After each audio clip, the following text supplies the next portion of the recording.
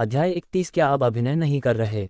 जब उनकी नज़र बाययू की कलाई पर बंधी कलाई पट्टी पर पड़ी तो उस पर की गई स्पष्ट कड़ाई ने तुरंत उनका ध्यान आकर्षित किया। ये जी बाययू। उस क्षण ओडा के चेहरे का रंग लगभग तुरंत बदल गया, उसके होंठ फड़कने लगे, नसें फूल गईं और उसका चेहरा गुस्से से हरा हो गया। उसने अपनी मुट्ठियां भींची, गहरी सांस ली और अपने अंदर उमड़ रही भावनाओं को दबा दिया। इस बीच बाययू ने उसे देखकर मासूमियत से मुस्कुरा दिया। दूसरी ओर सकुरागी हानामिची ने भी गुस्से से पलटवार किया।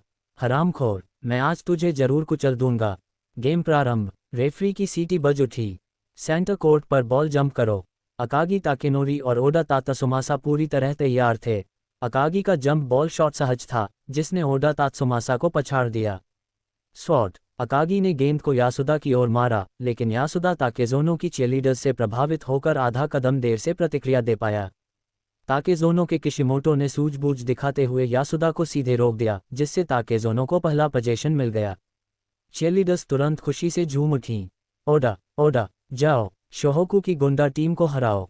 किशिमोटो, जाओ, उन्हें कुचल दो। खेल की शुरुआत में ताकेज़ोनो की टीम ने गेंद ओडा को पास की। वह साकुरागी हानामिची की ओर पीछे हट गया, अपने गुरुत्वाकर्षण केंद्र को स्थानांतरित करने के लिए लगातार 2 नकली चालों का इस्तेमाल किया और फिर एक सटीक इनसाइड हुक शॉट लगाया। स्विश। गेंद नेट में जा गिरी। टेकाज़ोनो 2-0 शोहोकू। प्रशंसकों की गर्जना फिर से गूंज उठी और चीयरलीडर्स ने मानो छत ही फाड़ दी। ओडा के होंठ गर्व से ऊपर की ओर मुड़ गए क्योंकि उसने येजी की आकृति की तलाश में आसपास का जायजा लिया। अंततः शोहोकू बेंच क्षेत्र में उसने उस परिचित आकृति को देखा। लेकिन इस समय येजी ने लाल और सफ़ेद रंग की शोहोकू -15 सपोर्ट जर्सी पहनी हुई थी, जो स्पष्ट रूप से बाययू का नंबर था। ओडा की मुस्कान पल भर में जम गई और उनका चेहरा स्पष्ट रूप से उदास हो गया। उसने दांत पीसते हुए बाययू को घूर कर देखा, उसकी आंखों में मानो जानलेवा इरादा उमड़ रहा था। शोहोकू अपराध। रुकावा काइडे ने गेंद को ड्रिबल करते हुए आगे बढ़ाया। अकागी ताकेनोरी ने हाई पोस्ट की ओर बढ़कर निर्णायक रूप से एक स्क्रीन बनाई। रुकावा ने स्क्रीन का इस्तेमाल किया, पेंट एरिया में घुसकर डबल टीम को अपनी ओर आकर्षित किया। स्वैट। जब सभी को लगा कि वह जबरदस्ती लेअप शॉट लगाएगा, तभी उसने अपनी कलाई को झटका दिया और सटीक रूप से गेंद को सही 45 डिग्री के कोण पर खाली जगह पर पास कर दिया। बाययू। गेंद इतनी सटीकता से फेंकी गई मानो किसी डोर से बंधी हो। बाययू पहले से ही तैयार था, उसकी आंखें बाज की तरह तेज थीं और उसकी हरकतें जरा भी झिझक के बिना थीं। कूदो, उठो, गोली चलाओ। ओडा ने बाययू को गेंद प्राप्त करते हुए देखा, उसकी आंखें अचानक सिकुड़ गईं और वह दहाड़ उठा। उसे गोली चलाने मत दो। ताकेज़ोनो की रक्षा पंक्ति अस्त व्यस्त थी और विंग डिफेंडर घबराकर दौड़ पड़ा। लेकिन बहुत देर हो चुकी थी। बाययू की शूटिंग की गति बहते पानी की तरह सहज थी, उनका शरीर सुंदर था और हाथों की बनावट एकदम सही थी। स्विश। बास्केटबॉल ऊंची उड़ान भरते हुए सीधे नेट में जा गिरी। टेकाज़ोनो 2-3 शोहोकू। शोहोकू ने बढ़त हासिल कर ली है। यह अंदर है। शोहोकू बेंच पर बैठे सभी लोग तुरंत ही खुशी से झूम उठे। कोगुरे ने मुट्ठी हवा में लहराए और दहाड़ते हुए कहा, शाबाश। येजी भी उत्साह से खड़ी हो गई। उसने अपने हाथों को मुंह के चारों ओर रखकर बाययू की ओर जोर से जयकार की।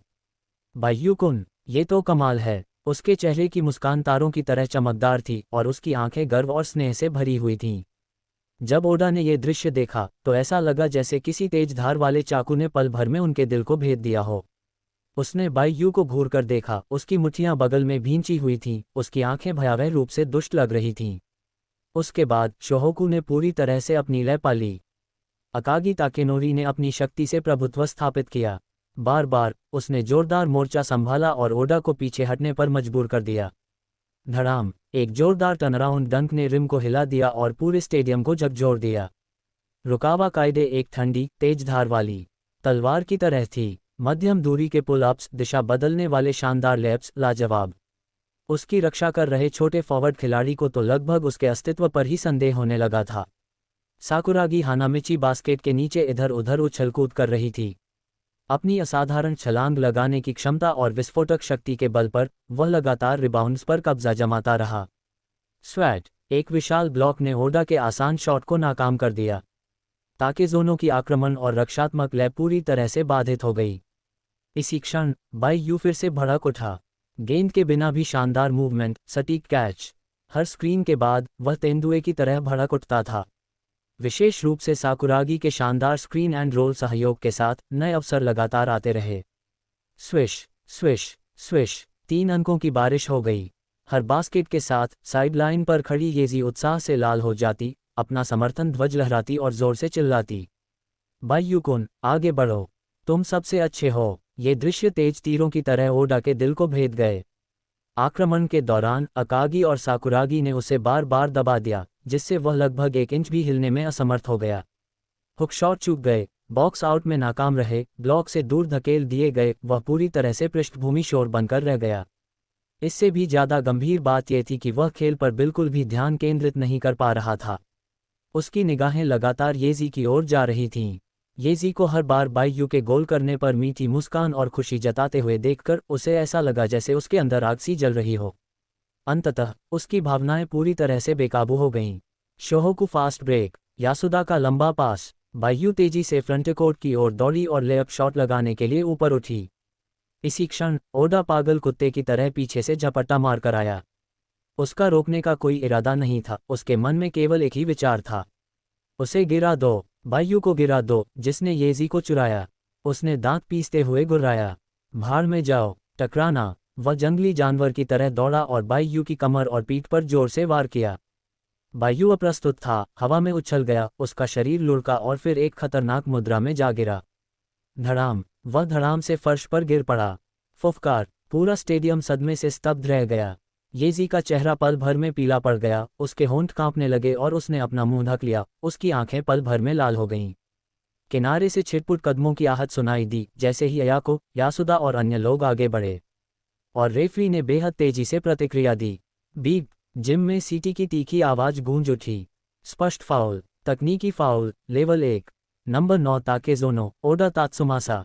कोच अंजाई ने गहरी भौहें चढ़ाईं, उनका चेहरा गंभीर था। अकागी, रुकावा कायदे और सकुरागी तुरंत आगे बढ़े। अकागी की आंखें गुस्से से चौड़ी हो गईं। आप क्या कर रहे हो? रुकवा ने कुछ नहीं कहा, वह ओडा को ठंडी निगाहों से घूरता रहा, मानो उसकी आंखों में छुरा छिपा हो।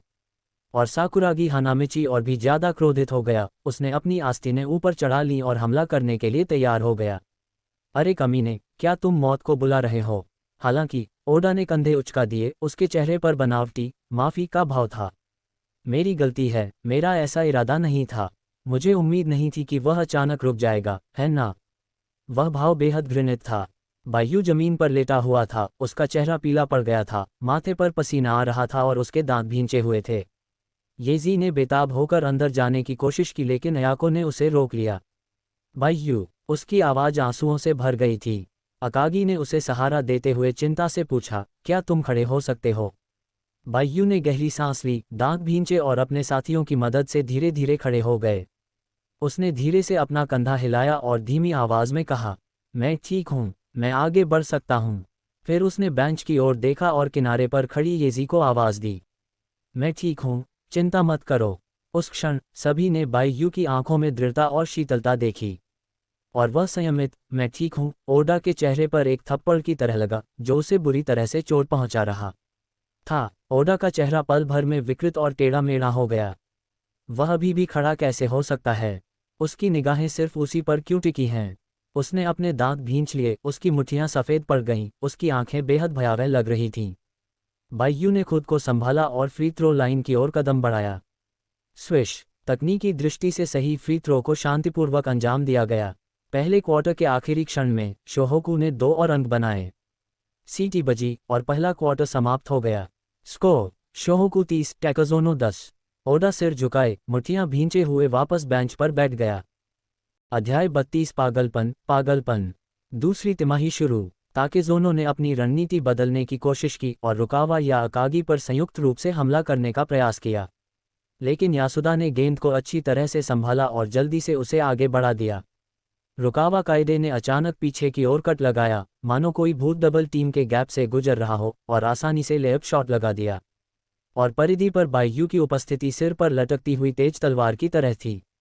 उसकी रक्षा करने के लिए ताकेज़ोनो को एक परिधि खिलाड़ी को बाहर निकालना पड़ा, जिससे आंतरिक सहायता रक्षा में एक खालीपन आ गया और उनकी रक्षात्मक पंक्ति पूरी तरह से तहस-नहस हो गई।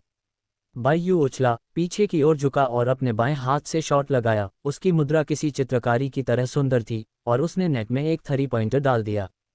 स्टैंड में बैठे दर्शक तालियों की गड़गड़ाहट से गूंज उठे और शोहोकू बेंच पर बैठे दर्शक तो और भी ज्यादा शोर मचा रहे थे। ताकेजोनो पूरी तरह से घबरा गया था। उनकी आक्रामक रणनीति बिगड़ गई, उनके शूटिंग प्रतिशत में भारी गिरावट आई और वे अक्सर गेंद को गंवा देते थे। हालांकि ओडा धीरे धीरे अधिकाधिक चुप और उदास होता गया। उनके साथियों ने भी ओडा के इस भावुक प्रदर्शन पर स्पष्ट असंतोष व्यक्त किया। ओडा, सख्त बनने की कोशिश करना बंद करो। आज आप ठीक नहीं लग रहे हैं, है ना? लेकिन ओडा ने अपना सिर नीचे झुका लिया, कुछ नहीं बोला। उसकी निगाहें बाईयू पर टिकी हुई थीं। ओडा तात्सुमासा की भावनाएं पूरी तरह से बेकाबू हो गई थीं।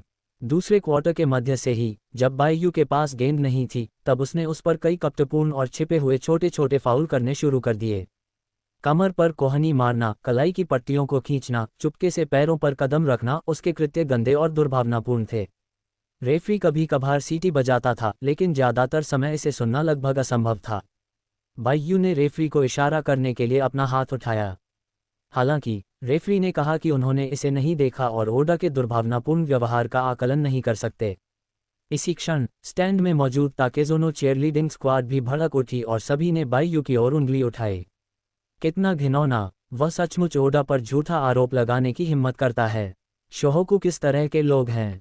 ये देखकर ओडा ने बाईयू की ओर घमंडी भाव से देखा। उसकी आंखों में उपहास और उकसावे का भाव भरा हुआ था। उस नज़र से मानो ये लग रहा था, कैसा रहेगा? हिम्मत है तो आओ और मुझे मारो। बाईयू असहाय था। उसने बस अपने दांत पीसकर अविश्वसनीय रूप से सटीक शॉट्स की एक श्रृंखला के साथ सीधे जवाब दिया। स्विश! एक और 3 पॉइंटर। स्विश! एक और शानदार और सटीक पुल अप जंपर। हर सफल शॉट एक खामोश थप्पड़ की तरह था, जो बार बार ओडा के पहले से ही टूटे हुए अहंकार पर प्रहार कर रहा था। दर्शक दीर्घा में येजी की जयकार हमेशा की तरह उत्साहपूर्ण थी। हर बार जब बाईयू ने गोल किया, तो वह उत्साह से अपना समर्थन ध्वज लहराती, उसकी आंखों में गर्व झलक रहा था। ये सब ओडा ने देखा था, और ये अदृश्य, अनसुना, अछूत अपमान उसे धीरे धीरे पतन के कगार की ओर धकेल रहा था। बीप! हाफ टाइम की सीटी। स्कोरबोर्ड पर स्पष्ट रूप से प्रदर्शित था, शोहोकू 58, ताकेजोनो 20। लगभग 40 अंकों का अंतर। पूरा स्टेडियम शोरगुल से भर गया था। शोहोकू बेंच जोरदार जयकारे से गूंज उठी। अयाको और यासुदा ने जश्न में एक दूसरे से हाथ मिलाया और अकागी ताकेनोरी ने रुकावा काइडे के कंधे पर जोर से थपथपाया। शाबाश, ऐसे ही आगे बढ़ते रहो। इसी बीच ताकेजोनो पक्ष में सन्नाटा छा गया। ओडा बेंच पर सिर झुकाए, मुठ्ठियां भींचे हुए बैठा था, जिससे चटकने की आवाज आ रही थी, और उसका पूरा शरीर हत्या के इरादे से भरा हुआ था। उसकी निगाहें अब भी बाईयू पर टिकी हुई थीं, मानो कोई जानवर अंधेरे में अपने शिकार का पीछा कर रहा हो। हाफ टाइम के दौरान शोहोकू के बेंच क्षेत्र में हंसी और खुशी की गूंज सुनाई दे रही थी। बाईयू बेंच पर बैठा था और धीरे से अपनी कलाई हिला रहा था। येजी नीचे झुकी और तौलिए से उसके माथे से धीरे से पसीना पोंछा। उसकी आवाज़ इतनी कोमल थी कि मानो किसी का भी दिल पिघल जाए। बाईयू-कुन, तुमने बहुत मेहनत की। दोनों धीमी आवाज़ में बात कर रहे थे। येजी कभी कभी धीरे से हंसती थी, और यहाँ तक कि उसकी बाँह पर थपथपाती भी थी। उसकी आंखों में प्यार और कोमलता भरी हुई थी। हालांकि ये सब कुछ पास ही मौजूद ओडा तात्सुमासा की नज़रों में आ गया। बाईयू बैठी हुई है, येजी घुटनों के बल बैठी है, उसका पसीना पोंछ रही है, उसे पानी दे रही है, बातें कर रही है, मुस्कुरा रही है। एक गर्मजोशी भरा और अंतरंग दृश्य। यह एक लोहे के हथौड़े की तरह था, जो अचानक ओडा की छाती पर जा लगा। टकराना। उसने अनगिनत बार ये जेड के अपने पास लौटने की कल्पना की थी, लेकिन अब वह केवल एक बाहरी व्यक्ति की तरह येजी को किसी दूसरे पुरुष को अत्यंत कोमल निगाहों से देखते हुए देख सकता था। उस क्षण ओडा की आंखों में बची हुई थोड़ी सी भी समझदारी पूरी तरह से बिखर गई। अंत में केवल शुद्ध क्रोध और पागलपन भरी ईर्ष्या ही शेष रह गई। उसने अपना सिर झुकाया और बिना कुछ कहे खिलाड़ियों के टनल में चला गया। जैसे ही दूसरा हाफ शुरू हुआ, ओडा तात्सुमासा बेंच से उठा और सीधे बाईयू की ओर बढ़ा। उसने दांत पीसते हुए उसके कान के पास धमकी भरे लहजे में फुसफुसाया, बस तुम इंतजार करो, मैं ये सुनिश्चित कर दूंगी कि तुम फिर कभी मुस्कुरा न सको।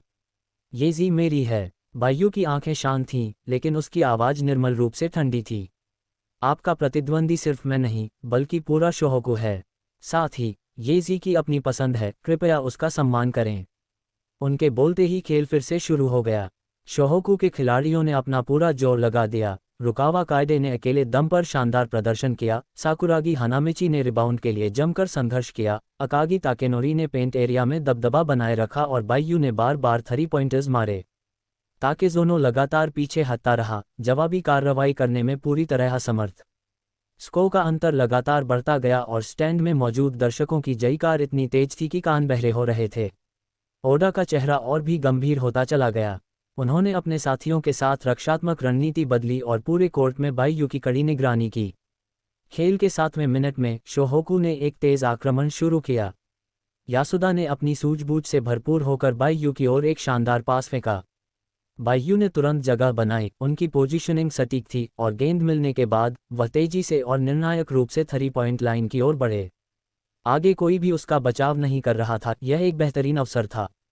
उसने अपने हाथ ऊपर उठाए और उछल पड़ा, मानो वह 3 पॉइंटर शॉट लगाने की तैयारी कर रहा हो। लेकिन जैसे ही वह हवा में था, ओडा अचानक कहीं से प्रकट हुआ और सीधे बाईयू के पीछे दौड़ पड़ा। ये बचाव जैसा लग रहा था, लेकिन जिस क्षण बाईयू हवा में कूदा, ओडा ने जानबूझकर अपना पैर बाईयू के उतरने की जगह पर रख दिया। चटक, एक रोंगटे खड़े कर देने वाली दरार। बाईयू हवा में ही अपना संतुलन पूरी तरह खो बैठा और जब उसका दाहिना पैर जमीन पर उतरा तो वह एक अजीबोगरीब कोण पर मुड़ गया। असहनीय दर्द ज्वार की तरह उमड़ पड़ा। बाईयू ने दिल दहला देने वाली चीख मारी और धड़ाम से जमीन पर गिर पड़ी। वह हताशा से अपने दाहिने टखने को पकड़ लिया, बुरी तरह छटपटाने लगा और उसका चेहरा तुरंत पीला पड़ गया। बाईयू कुन, येजी सदमे में चीखती हुई कोर्ट की ओर दौड़ी और बाईयू के बगल में जाकर गिर पड़ी। उसकी आंखों से आंसू बह रहे थे। छूना मत, हिलना मत, धैर्य रखो, जल्दी से चिकित्सा कर्मचारियों को बुलाओ। रेफरी ने तुरंत सीटी बजाकर खेल को रोक दिया। अकागी ताकेनोरी की आंखें खून से लाल थीं। वह दहाड़ते हुए क्रोधित शेर की तरह आगे बढ़ा। कमीने, साकुरागी हानामिची गुस्से से लाल रंग के धुंधलेपन की तरह तेज कदमों से उनका पीछा कर रहा था। तुम तो मौत को दावत दे रहे हो। रुकावा कायदे का चेहरा भयावह रूप से ठंडा था, लेकिन उसका लहजा किसी और से कहीं अधिक भयावह था। अगर मैंने आज तुम्हारे जैसे कमीने को नहीं पीटा तो मैं अपना नाम रुकावा कायदे उल्टा लिख दूंगी। बूम, पलक झपकते ही शोहोकू की पूरी टीम ओडा की ओर दौड़ पड़ी। वे लड़ नहीं रहे थे, वे अपने भाई की गरिमा की रक्षा कर रहे थे। ओडा तात्सुमासा कुछ प्रतिक्रिया कर पाते उससे पहले ही वे लोगों से घिर गए। ताकेजोनो के कोच और खिलाड़ी मौके पर ही स्तब्ध रह गए। रुको, शांत हो जाओ, उसे मत मारो। कोच, जल्दी से उन्हें रोकिए, वे लड़ रहे हैं। रेफरी की सीटी लगभग लगातार बजती रही और सुरक्षा गार्ड और कोचिंग स्टाफ भी बड़ी संख्या में अंदर घुस आए और गुस्से में भरे शोहोकू खिलाड़ियों और पूरी तरह से विक्षिप्त ओडा को रोकने की बेताब कोशिश करने लगे। अपनी सुरक्षा देखकर ओडा न तो पीछे हटा और न ही डरा, बल्कि उसने संघर्ष किया और पागल कुत्ते की तरह दहाड़ा। हा, कैसा लगा? क्या दर्द हो रहा है? क्या तुम नाटक करने में माहिर नहीं थे? क्या तुम सटीक नहीं थे? मैं ये सुनिश्चित करूंगा कि तुम फिर कभी बास्केटबॉल न खेल सको। तुम अपना पूरा जीवन अस्पताल में पड़े पड़े दूसरों को खेलते हुए देखोगे। ये जी मेरी है, वह सिर्फ मेरी ही हो सकती है, कोई उसे मुझसे छीन नहीं सकता। उस भयावह चेहरे को अखाड़े में मौजूद सभी दर्शकों ने देखा। घिनौना, विषैला, बिल्कुल हद से ज्यादा। ओडा के प्रशंसक भी स्तब्ध रह गए, उनकी पहले वाली जयकार पूरी तरह गायब हो गई। और स्टैंड में शोहोकू का समर्थन कर रहे दर्शक गुस्से से दहाड़ उठे। हे भगवान, क्या यह आदमी पागल नहीं है? वो हंस पड़ा, सचमुच हंस पड़ा। तुम किसी को जान से मारने की कोशिश कर रहे हो। ऐसा व्यक्ति बास्केटबॉल खेलने के लिए कैसे फिट हो सकता है? अदालत से बाहर निकलो, कानागावा से बाहर निकलो। स्टैंड से लगातार शोरगुल हो रहा था और कुछ लोगों ने तो कोर्ट पर पानी की बोतलें भी फेंक दीं। इस बार ये सिर्फ शोहोकू ही नहीं था, पूरे दर्शकों का गुस्सा इतना उग्र था कि लगभग पूरा स्टेडियम आग की लपटों में घिर गया था। अध्याय 33 गाओ और नाचो रैप। रेफरी जल्दी से बाईयू के पास पहुंचा, उसकी चोट की जांच करने के लिए घुटनों के बल बैठ गया। उसका चेहरा पीला पड़ गया था। वह उठा और तेजी से लाइनमैन की ओर बढ़ा। दोनों ने कुछ देर धीमी आवाज में बातचीत की। कुछ ही देर में मुख्य रेफरी ने अपना हाथ उठाया और सभी को घोषणा की। लेवल 2 का घोर उल्लंघन, बेहद दुर्भावनापूर्ण व्यवहार, खेल से सीधा निष्कासन। पूरा आयोजन स्थल हंगामे से गूंज उठा। उसी समय टीम के डॉक्टर और ये जेड के सहारे बाईयू बड़ी मुश्किल से लंगड़ाते हुए बेंच की ओर बढ़े। उसका चेहरा पीला पड़ गया था, माथे पर ठंडे पसीने की बूंदें थीं, भौहें कसकर सिकुड़ी हुई थीं और यहाँ तक कि उसकी सांसें भी कांप रही थीं। ये जी ने उसे कसकर पकड़ लिया, उसकी आंखें लाल हो गईं, आंखों में आंसू भर आए, उसकी उंगलियां थोड़ी कांप रही थीं, वह इतनी दुखी थी कि मुश्किल से स्थिर खड़ी हो पा रही थी। सावधान रहें, बस थोड़ी देर और रुकें, हम जल्द ही बेंच पर होंगे। और ठीक इसी क्षण ओडा तातसुमासा, जिसे उसके साथियों और कोच ने जबरदस्ती रोक रखा था, अचानक खुद को छुड़ाकर बेबस आवाज में बायू पर चिल्लाया। ये जी, उसे देखो, वह तो खुद की भी रक्षा नहीं कर सकता। भला वह तुम्हारी रक्षा किससे करेगा? मैं सबसे ताकतवर हूँ। मैं ही हूँ जो तुमसे सबसे ज्यादा प्यार करता हूँ। तुम्हें मेरे साथ आना चाहिए। तुम मेरी हो। पूरा परिसर एक पल के लिए सन्नाटे में डूब गया। अगले ही पल येजी अचानक रुक गई। उसने अपना सिर घुमाया और ओडा को दृढ़ निगाहों से देखा। उसकी आंखों में निराशा और क्रोध साफ झलक रहा था। फिर उसने बोलना शुरू किया। उसकी आवाज़ तेज नहीं थी, लेकिन वह पूरे जिम में साफ सुनाई दे रही थी। ओडा तातसुमासा, चुप रहो। मैंने तुम्हें बहुत पहले ही बताया था, मुझे तो बायू पसंद है। ऐसा इसलिए नहीं है कि तुम बास्केटबॉल में खराब हो, बल्कि इसलिए है क्योंकि तुम संकीर्ण मानसिकता वाले और घृणित व्यक्ति हो। देखो तुमने क्या कर दिया। तुम खेल हार गए और फिर तुमने जानबूझकर किसी को चोट पहुंचाई। तुम हार बर्दाश्त नहीं कर सकते, तुम पागल हो गए हो। तुम्हें देखकर मुझे डर लगता है, घिन आती है। आज तुमने जो किया है उसके लिए मैं तुम्हें कभी माफ नहीं करूंगा। उसके शब्द खत्म होते ही पूरा हॉल सन रह गया। उस समय येजी की आंखें शोहोकू के किसी भी खिलाड़ी की तुलना में कहीं अधिक तेज थीं। ओडा का चेहरा पल भर में पीला पड़ गया, मानो उसे सबके सामने थप्पड़ मारा गया हो और वह अपनी जगह पर जम सा गया। नहीं, येजी, तुम मेरे बारे में ऐसा नहीं कह सकती, तुम ऐसा नहीं कह सकती। थप्पड़। एक जोरदार थप्पड़ की आवाज सार्वजनिक रूप से गूंज उठी। ये ताकेजुनो के मुख्य कोच हायामा इचिरो थे। वह क्रोधित हो गया और ओडा के चेहरे पर एक थप्पड़ मारकर दहाड़ने लगा। चुप रहो, तुम कोई खेल नहीं खेल रहे हो। तुम बास्केटबॉल का अपमान कर रहे हो। ओडा जमीन पर गिर पड़ा, स्तब्ध था, उसकी आंखें बेजान थीं, उसके होंठ कांप रहे थे।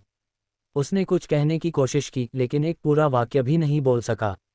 कोर्ट के अंदर और बाहर हर कोई स्तब्ध रह गया। आमतौर पर शोर मचाने वाले दर्शक भी अब शांत थे।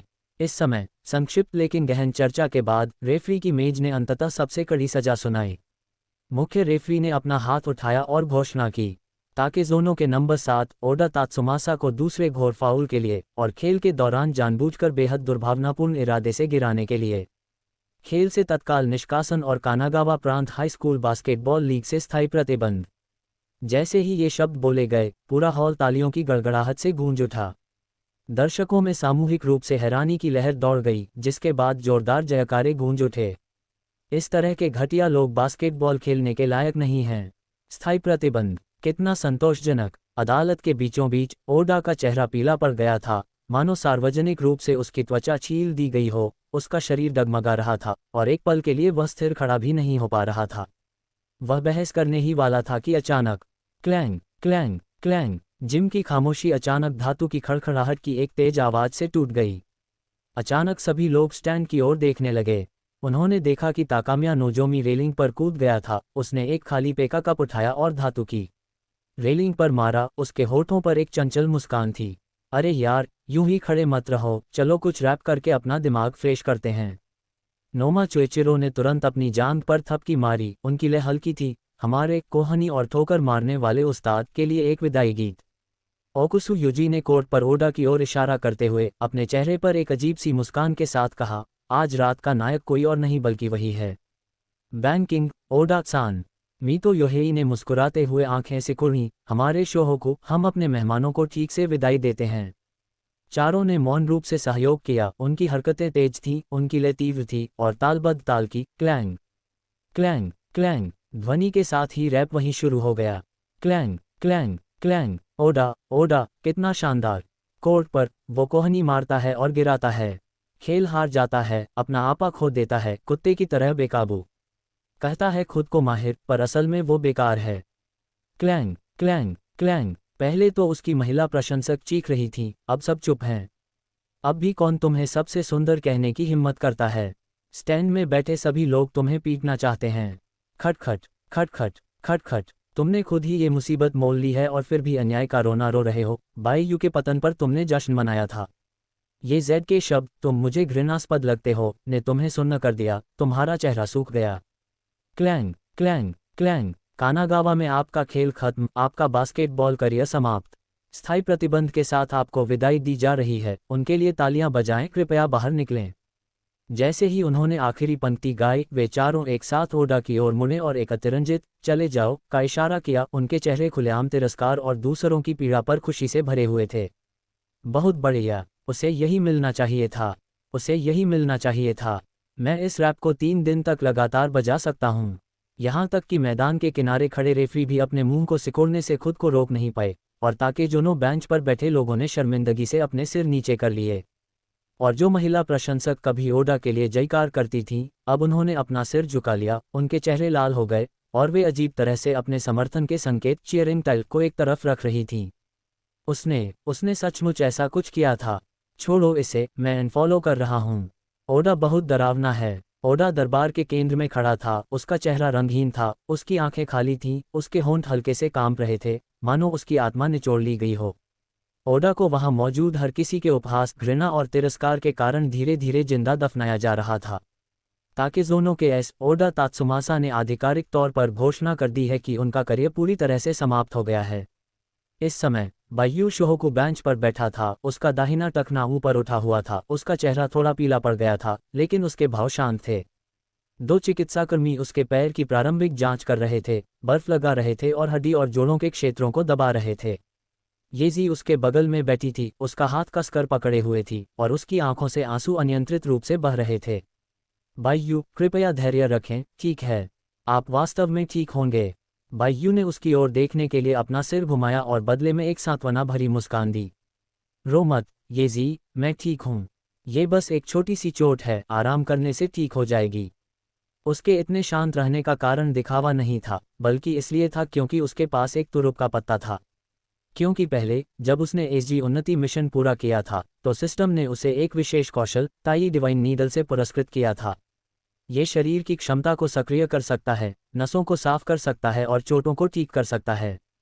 जोड़ों की क्षति, पुरानी चोटों का फिर से उभरना और मांसपेशियों में खिंचाव जैसी खेल संबंधी चोटों पर इसका महत्वपूर्ण चिकित्सीय प्रभाव होता है। अब ये काम आ सकता है। और इस समय बायू नहीं चाहती थी कि कोई भी चिंतित हो। कोच अंजाई भी उनके सामने घुटने टेक कर बैठ गए, उनका चेहरा गंभीर था और उन्होंने धीरे से पूछा, बायू, क्या तुम्हें बहुत दर्द हो रहा है? क्या तुम अभी भी खड़े हो सकते हो? अभी नहीं, फिलहाल मैं अपने टखने पर बिल्कुल भी जोर नहीं लगा सकता। अकागी, रुकावा, सकुरागी, हानामिची और अन्य लोग भी आसपास जमा हो गए, उन सभी के चेहरे भयावह रूप से गंभीर थे। साकुरागी ने अपनी मुट्ठियां भींच लीं, उसकी आंखों में गुस्सा साफ झलक रहा था। मैं कसम खाता हूं, मैं खुद उस कमीने को मार डालूंगा। तभी अचानक ताकेजोनो के कोच हायामा तेजी से चलकर वहां पहुंचे। उनके चेहरे पर उदासी छाई हुई थी, शर्म और माफी के भाव साफ झलक रहे थे। अध्याय 34। क्या कोच घुटनों के बल बैठ गया। भीड़ की निगाहों के सामने वह बायू, कोच अंजाई, कप्तान अकागी और अन्य लोगों के पास गया, गहराई से झुककर प्रणाम किया, और यहां तक कि सीधे दोनों घुटनों के बल बैठकर जमीन पर लेट गया। इस दृश्य ने पूरे आयोजन स्थल को स्तब्ध कर दिया। हायामा की आवाज कर्कश थी, फिर भी दृढ़ थी, स्टेडियम में असाधारण रूप से स्पष्ट थी। बायू कुन, कोच अंजाई, अकागी कुन और शोहोकू बास्केटबॉल टीम के सभी सदस्य, ओडा तात्सुमासा के आज के अत्यंत दुर्भावनापूर्ण और अक्षम्य कृत्यों और बायू को पहुंचाई गई हानि के लिए मैं बहुत दुखी और पश्चातापित हूं। ये हमारे कोचिंग स्टाफ के प्रबंधन में कर्तव्य की घोर लापरवाही है।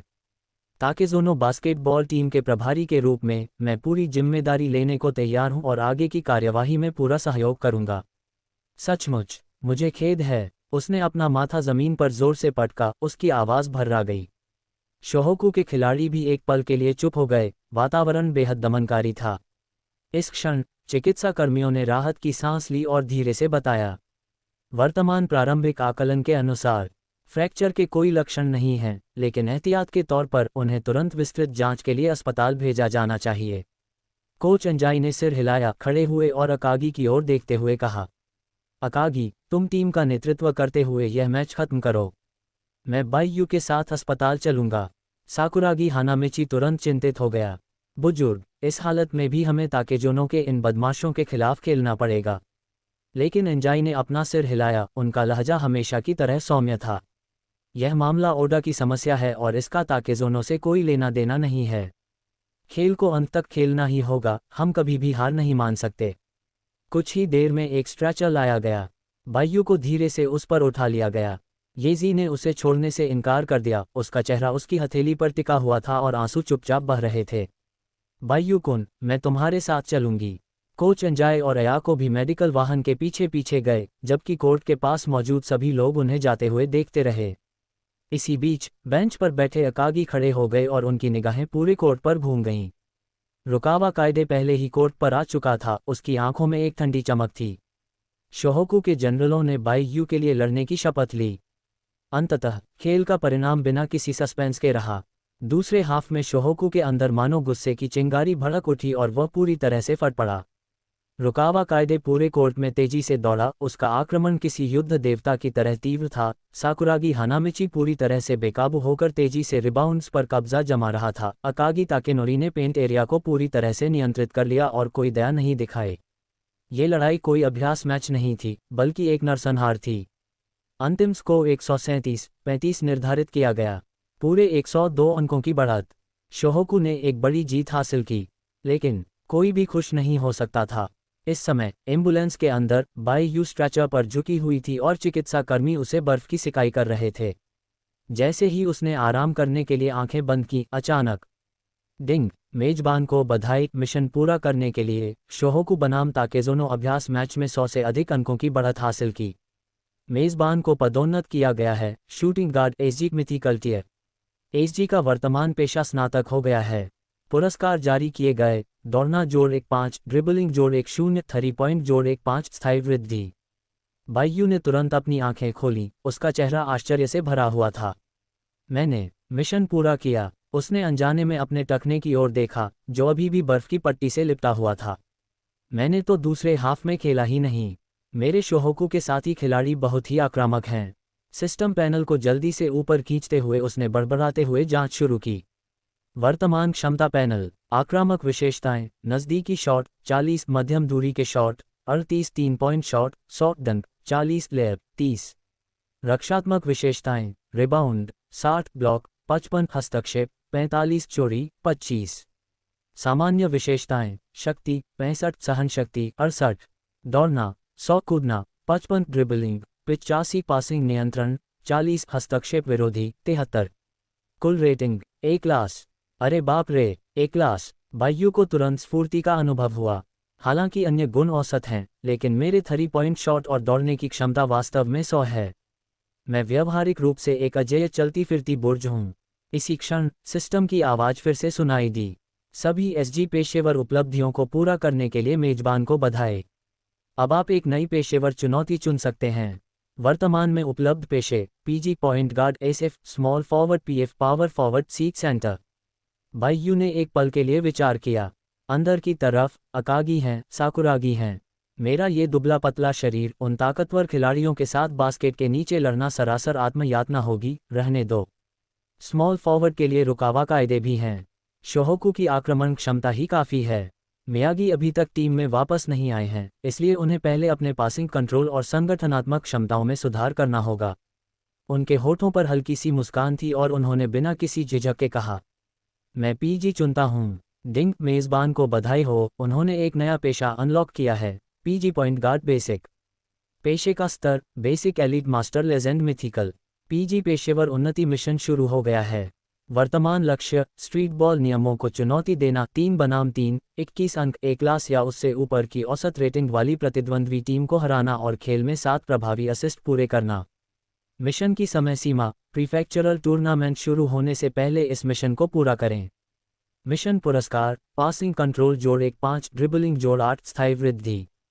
कौशल पुरस्कार, प्रतिभा कौशल अनलॉक करें, सटीक रनिंग पास, प्रिसिजन रनिंग पास, पैसिव, तेज गति से दौड़ते हुए पास करते समय आपकी सफलता दर 85% होती है।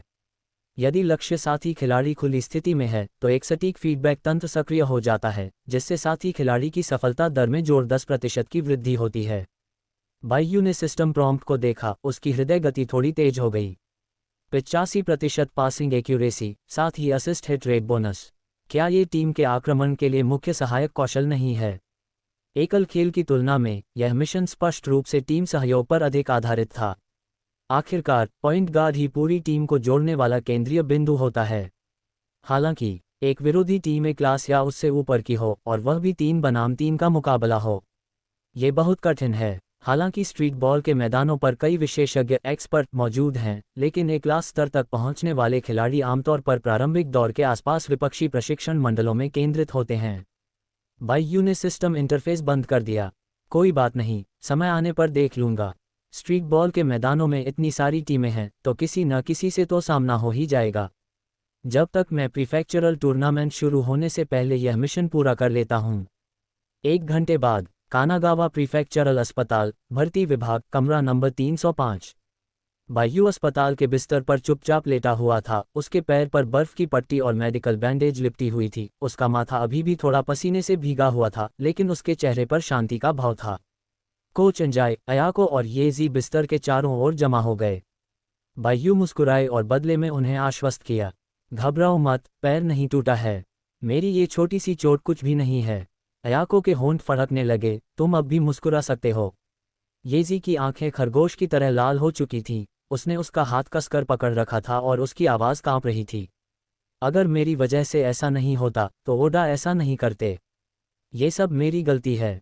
ऐसा मत कहो। बायू ने गंभीरता से उसकी ओर देखा। ओडा जैसे व्यक्ति को देर सवेर मुसीबत में पड़ना ही पड़ेगा, इसका तुमसे कोई लेना देना नहीं है। इसी क्षण दरवाजा खुल गया। सफ़ेद कोट पहने एक डॉक्टर एक्स-रे फिल्म लेकर अंदर आया। कोच अंजाई तुरंत खड़े हो गए। डॉक्टर साहब, उसके पैर की चोट कैसी है?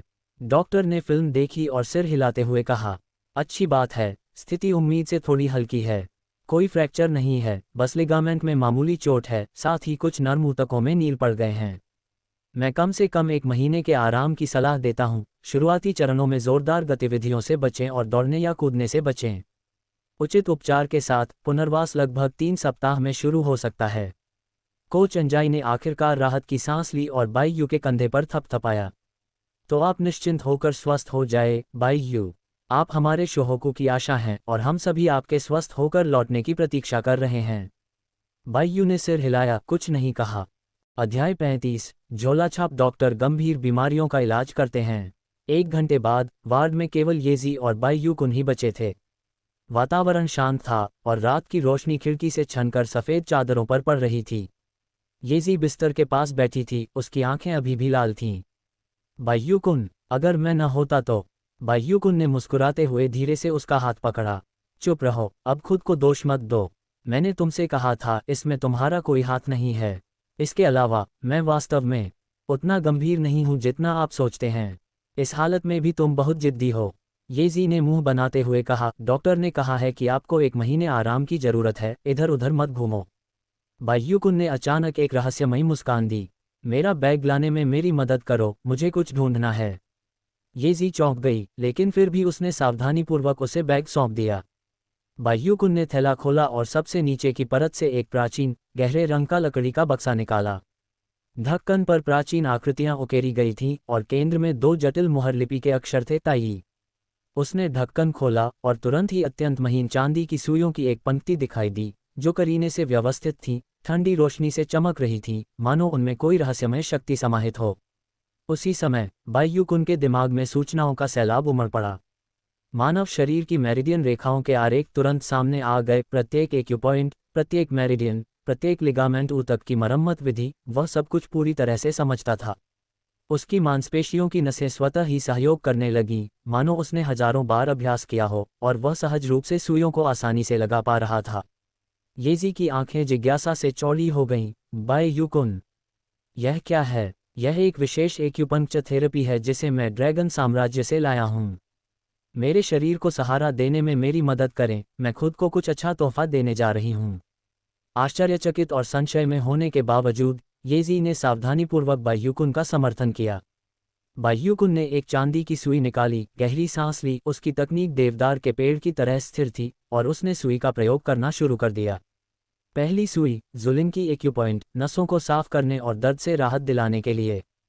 चांदी की सुई ने उसके पैर के बाहरी हिस्से को धीरे से चुभोया, मानो एक गर्म धारा उत्पन्न कर दी हो जो धीरे धीरे उसकी हड्डियों और मांसपेशियों में फैल गई हो। दूसरी सुई, यांगफू एक्यूपॉइंट, जो टेंडन को आराम देती है और सूजन को कम करती है। ये सुई ठीक तिरछे उसके टखने के ऊपर लगी। उसका टखना हल्का गर्म महसूस हुआ, लेकिन उसमें चुभन वाला दर्द बिल्कुल नहीं था। तीसरी सुई, चेंगशान एक्यूपॉइंट, जो रक्त परिसंचरण को बढ़ावा देती है और गांठों को दूर करती है। चांदी की सुई रेशम की तरह एक्यूपॉइंट में प्रवेश कर गई, मानो उसके पैर के तलवे से धीरे धीरे ऊर्जा की एक धारा उठ रही हो और उसके पूरे टखने के जोड़ को घेर रही हो। येजी की आंखें पीतल की घंटियों की तरह चौड़ी हो गई थीं, उसका मुंह थोड़ा खुला हुआ था। क्या इससे वाकई चोटों का इलाज हो सकता है? बाह्युकुन ने अपनी आंखें बंद कर लीं और पूरी तरह से सुई लगाने पर ध्यान केंद्रित किया, साथ ही अपनी सांसों को नियंत्रित करते हुए और अपने शरीर की स्मृति में प्रेषित मेरिडियन मार्गों के साथ समन्वय स्थापित किया। विश्वास कीजिए, ये ड्रैगन साम्राज्य की हजारों साल पुरानी विरासत है। 1 घंटे बाद बाह्युकुन ने धीरे धीरे अपनी आंखें खोलीं, अपनी हथेली को थोड़ा घुमाया और आखिरी चांदी की सुई को उसने कुशलता से बाहर निकाल लिया। चांदी की रोशनी की एक चमक लकड़ी के बक्से में गिर गई। एक ही समय पर उसका टखना, जो पहले उबले हुए बन की तरह सूजा हुआ था, धीरे धीरे तेजी से सिकुड़ने लगा। सूजन कम हो गई, रंग धीरे धीरे वापस आ गया और यहाँ तक कि बैंगनी रंग का निशान भी धीरे धीरे हल्का पड़ गया। ये दृश्य बेहद चौंकाने वाला था। येजी वहीं जमसी गई, उसने अपना हाथ अपने मुंह पर रखा हुआ था, उसकी आंखें चौड़ी और गोल थीं, उसकी आवाज कांप रही थी। हे भगवान, ये तो कमाल है, आपने ये कैसे किया? बाह्युकुन तकिए पर पीछे की ओर झुक गया, हल्का सा मुस्कुराया, उसका चेहरा शांत और संयमित था। मैं तो लगभग आधा डॉक्टर हूँ। डॉक्टर ने कहा कि मुझे 1 महीने आराम करने की जरूरत है। उसने धीरे से अपनी टखने को हिलाया, उसकी मुस्कान और गहरी हो गई। ज्यादा से ज्यादा मेरे लिए 1 दिन।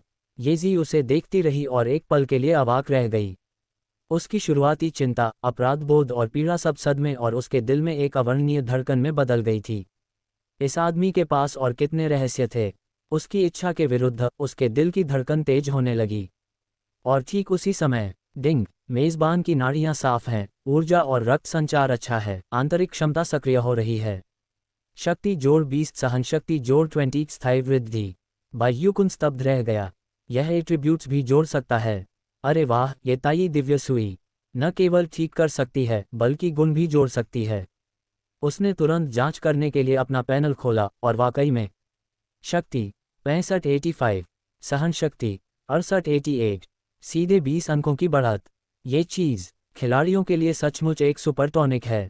बाह्युकुन के दिमाग में तरह तरह के विचार आने लगे। वह पहले से ही सोच रहा था कि क्या वह हर बार घायल होने पर गुणों को इकट्ठा करने के लिए इसका इस्तेमाल कर सकता है।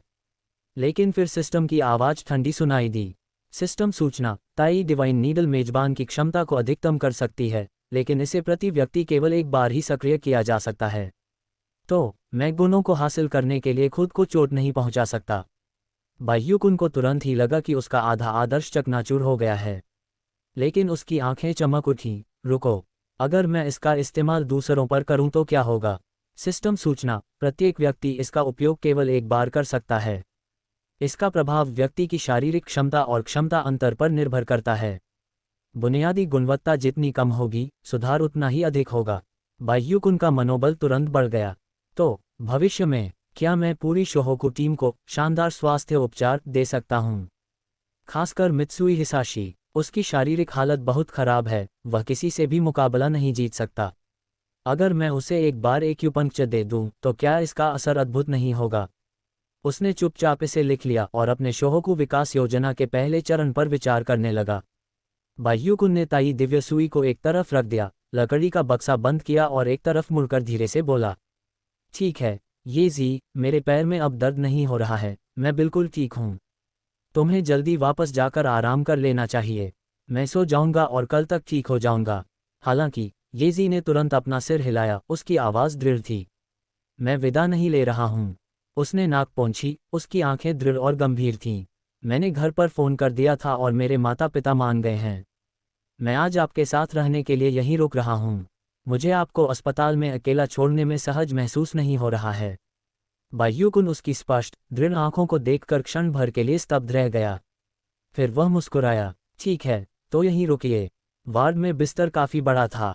बाह्युकुन धीरे से एक तरफ हट गया, जिससे आधी जगह खाली हो गई।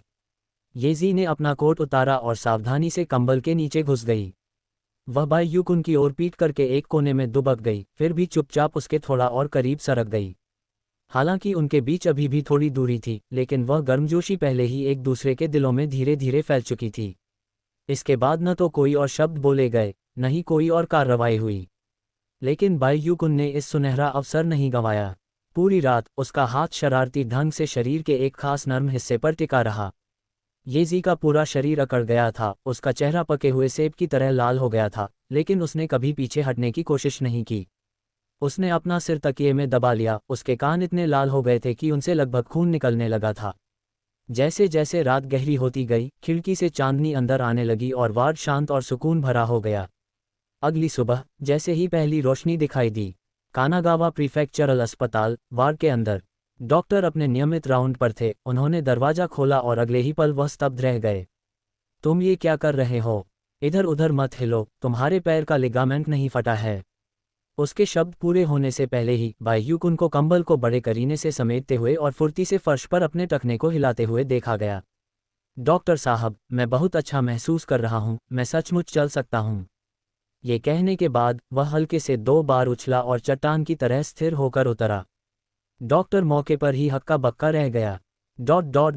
क्या आपको कल ही अस्पताल में भर्ती नहीं कराया गया था? सभी बातों को देखते हुए आपको कम से कम 2 सप्ताह आराम करना चाहिए। शायद मेरी प्रतिभा अपेक्षाकृत अच्छी है। उसके बगल में बैठी येजी ने अपना मुंह ढक लिया और खिलखिलाकर हंस पड़ी। डॉक्टर ने भौहें चढ़ाकर जल्दी से पास आकर ऐसे भाव से कहा, अगर आप मुझे अपनी जांच नहीं करने देंगे तो मैं पुलिस को बुला लूंगा, और झटपट स्पर्श परीक्षण किया। कुछ मिनट बाद जब उसकी उंगलियों ने बाइयूकुन के टखने के जोड़ को हल्के से दबाया तो वह पूरी तरह से चौंक गया। ये रिकवरी की गति तो कुछ ज्यादा ही तेज है। न केवल सूजन की कोई प्रतिक्रिया नहीं है, बल्कि स्नायुबंधन का तनाव भी सामान्य स्तर पर लौट आया है और कल की तुलना में आधा अंक अधिक स्थिर है। उद्धरण चिन्ह। तुम्हारी शारीरिक बनावट कैसी है? क्या तुम्हारी शरीर शक्ति किसी राक्षस जैसी है? डॉक्टर के चेहरे पर जीवन पर ही संदेह के भाव थे। अंततः पूर्ण निश्चितता सुनिश्चित करने के लिए डॉक्टर ने बाइयूकुन का एक और एक्सरे कराने की व्यवस्था की। 10 मिनट बाद जब फिल्म के नतीजे सामने आए तो डॉक्टर ने पूरी आधी मिनट तक तस्वीर को घूरते हुए अपनी पलकों को बेतहाशा फड़कते हुए देखा। यह अवैज्ञानिक है। दवाइयों की तुलना में 3 गुना से भी अधिक तेजी से रिकवरी। उसने हैरानी से बाइयूकुन की ओर देखा, मानो वह किसी राक्षस को देख रहा हो। बाइयूकुन ने बिना कुछ बोले मुस्कुराते हुए येजी का हाथ थाम लिया।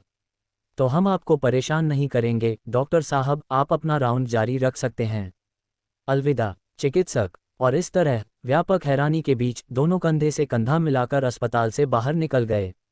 जैसे ही सुबह की रोशनी अंदर आने लगी, वार्ड में डॉक्टर की उलझन और खाली बिस्तर के अलावा और कुछ नहीं बचा था। ऐसा लग रहा था मानो कल घायल हुआ व्यक्ति कभी अस्तित्व में ही न रहा हो। अध्याय 36 जियांगबेई समस्या। बच्चा। दोपहर 3:30 बजे शोहोकू हाई स्कूल बास्केटबॉल जिम के अंदर फर्श पर स्नीकर्स की चरमराहट गूंज रही थी, क्योंकि कई प्रमुख खिलाड़ी प्रशिक्षण ले रहे थे, अपने शूटिंग कौशल और सामरिक गतिविधियों का अभ्यास कर रहे थे। ठीक तभी चरमराहट जिम का दरवाजा धक्का देकर खोला गया। बाइयूकुन साफ सुथरी और सुव्यवस्थित शोहोकू प्रशिक्षण वर्दी पहने हुए लंबा और सीधा कद काठी के साथ अंदर आया। उसके बगल में येजी ने उसका हाथ पकड़ रखा था। उसकी आंखें चमक रही थीं और उसकी मुस्कान दिलकश थी। ऐसा लगा मानो पूरा जिम पल भर में शांत हो गया हो। बाइयूकुन, तुम यहाँ क्यों हो? सबसे पहले साकुरागी हानामिची ने प्रतिक्रिया दी। उसकी आंखें इतनी चौड़ी हो गईं मानो उसने कोई भूत देख लिया हो। बास्केटबॉल सीधे उसके हाथों से फर्श पर गिर गई। क्या तुम्हारे टखने में मोच नहीं आई थी? क्या डॉक्टर ने तुम्हें 1 महीने आराम करने के लिए नहीं कहा था? कोबुरे का चश्मा लगभग गिर ही गया था। अया को दौड़कर आए, आधा झुककर बात करते हुए उसने उसके टखने की जांच की। तुम चुपके से तो नहीं निकल गए ना? ज्यादा मेहनत मत करो। बाइयूकुन मुस्कुराया, अपना पैर उठाया और वहीं पर कुछ देर तक अगल बगल फिसला, फिर हल्के से कूदा और उतरा। उसका टखना पूरी तरह से स्थिर था, अत्यंत स्थिर। देखा, मैं तुम सबको झूठ क्यों बोलूंगा? डॉक्टर ने मुझे डिस्चार्ज सर्टिफिकेट दे दिया है। अगर आपको यकीन नहीं है तो येजी इसकी गवाही दे सकता है। उसके बगल में बैठी येजी खिलखिलाकर हंस पड़ी। मैं इसकी पुष्टि करता हूँ। बाइयूकुन आज सुबह पूरी तरह से ठीक हो गया। डॉक्टर ने इसकी पुष्टि के लिए एक्स-रे भी किया और परिणाम देखकर वे दंग रह गए। अकागी ने शांत भाव से बाइयूकुन को देखा और कुछ देर बाद धीरे से सिर हिलाया। अगर ऐसा है तो बाइयूकुन, आपका वापस स्वागत है। तथापि आपको अगले कुछ दिनों तक आधिकारिक प्रशिक्षण में भाग लेने की आवश्यकता नहीं है।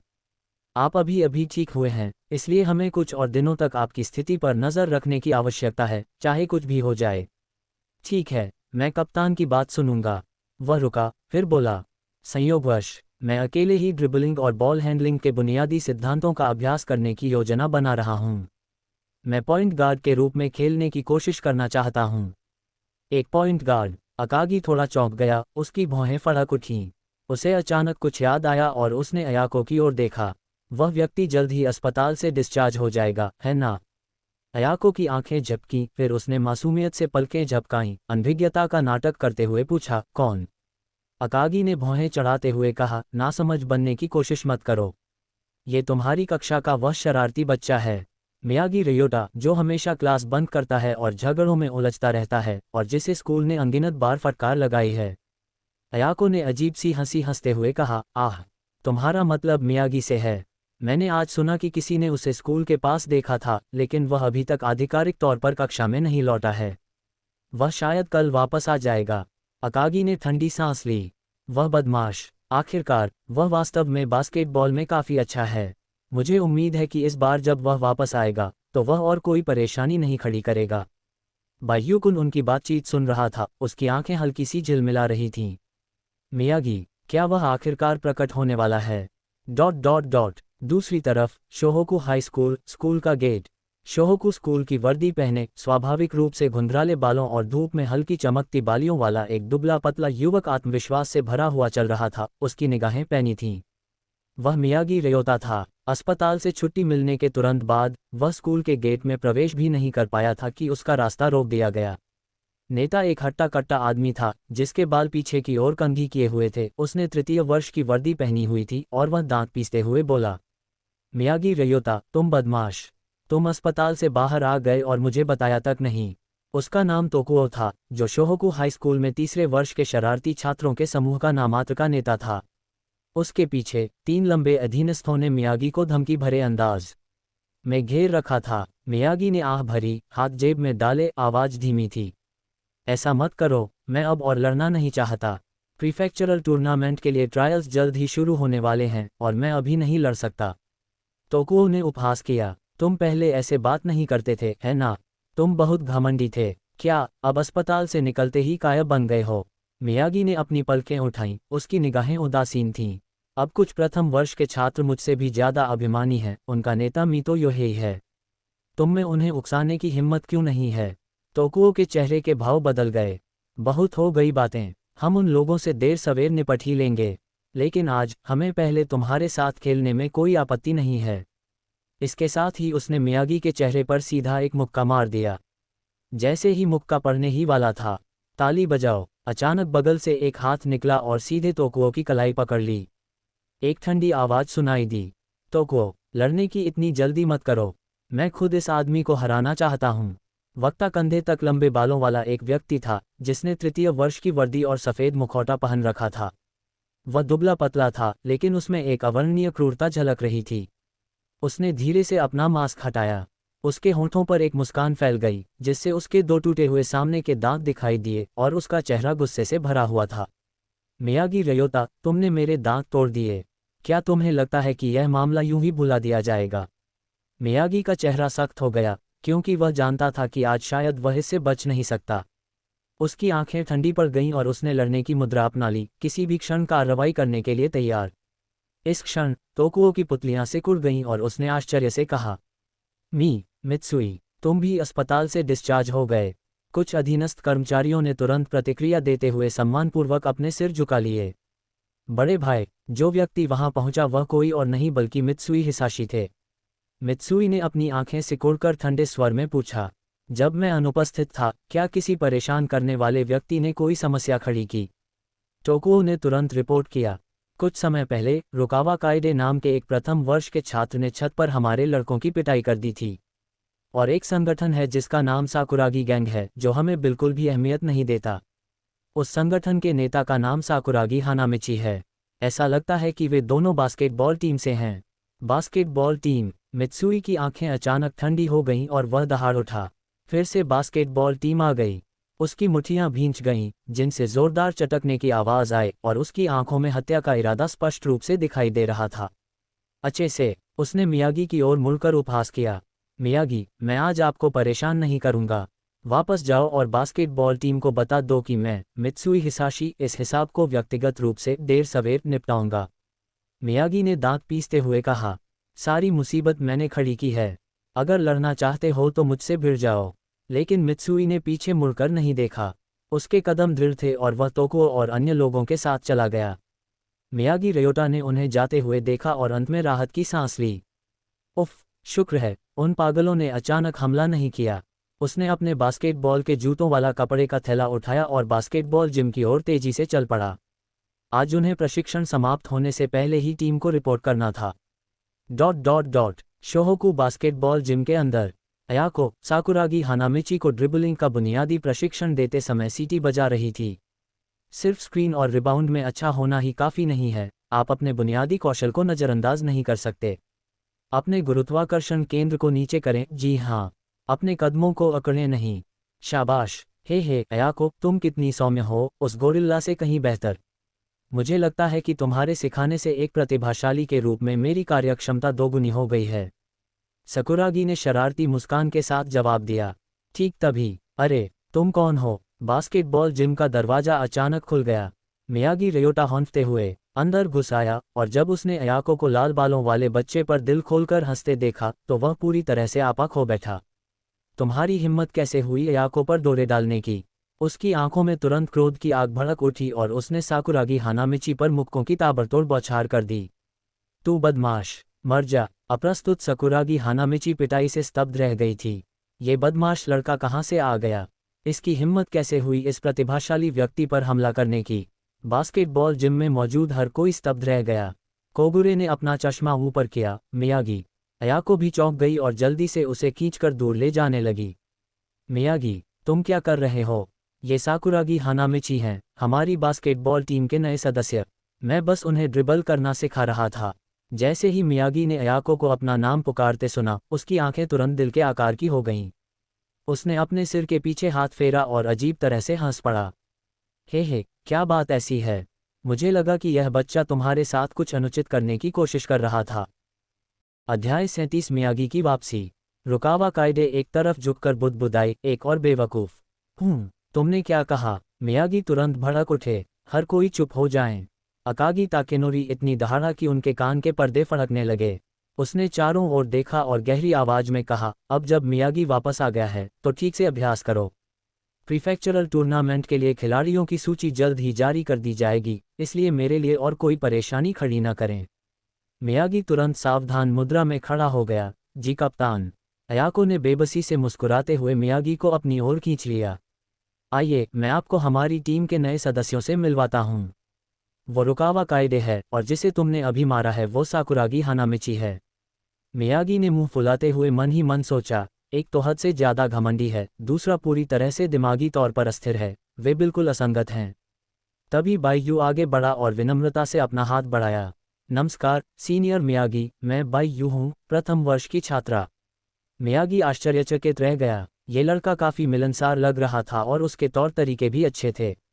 अगले ही पल बाईयू के बगल में खड़ी योको ने हल्की सी मुस्कान दी। मैं शिमामुरा योको हूँ और सिस्टर अयाको की तरह मैं भी बास्केटबॉल टीम की मैनेजर हूँ। ये छात्र बाईयू मेरा प्रेमी है। बोलने के बाद उसके गाल थोड़े लाल हो गए और उसने चुपके से बाईयू की आस्तीन खींच ली। मियागी की आंखें चौड़ी हो गईं। वाह! वह तुरंत आगे बढ़कर बाईयू से हाथ मिलाने लगा। उसकी आवाज़ अचानक उत्साह से भर उठी, भाई कृपया मेरा ख्याल रखना। लेकिन मन ही मन में वह विस्मय बोध से भर उठा। ये लड़का रुकावा कायदे के चिड़चिड़े चेहरे और साकुरागी की मूर्खता से कहीं ज्यादा अच्छा दिखता है। सबसे अहम बात यह है कि उसकी प्रेमिका बहुत खूबसूरत है ना? इसलिए शोहोकू बास्केटबॉल टीम ने आधिकारिक तौर पर एक और समस्याग्रस्त खिलाड़ी का टीम में स्वागत किया। इस समय बाईयू ने चुपचाप अपने मन में मियागी पर सिस्टम की मूल्यांकन तकनीक को सक्रिय कर दिया। डिंग, मूल्यांकन तकनीक सफलतापूर्वक सक्रिय हो गई। लक्ष्य लॉक किया गया, मियागी रयोटा। पात्र संबंधी जानकारी। नाम मियागी रयोटा। ऊंचाई 168 सेमी। वजन 59 किलोग्राम। क्षमता पैनल। आक्रामक विशेषताएं। नज़दीकी शॉट 75, मध्यम दूरी के शॉट 65, 3 बिंदु शॉट 55, डंक 40, लैप 95। रक्षात्मक गुण। Rebound 55, block 40, interference 70, steel 88।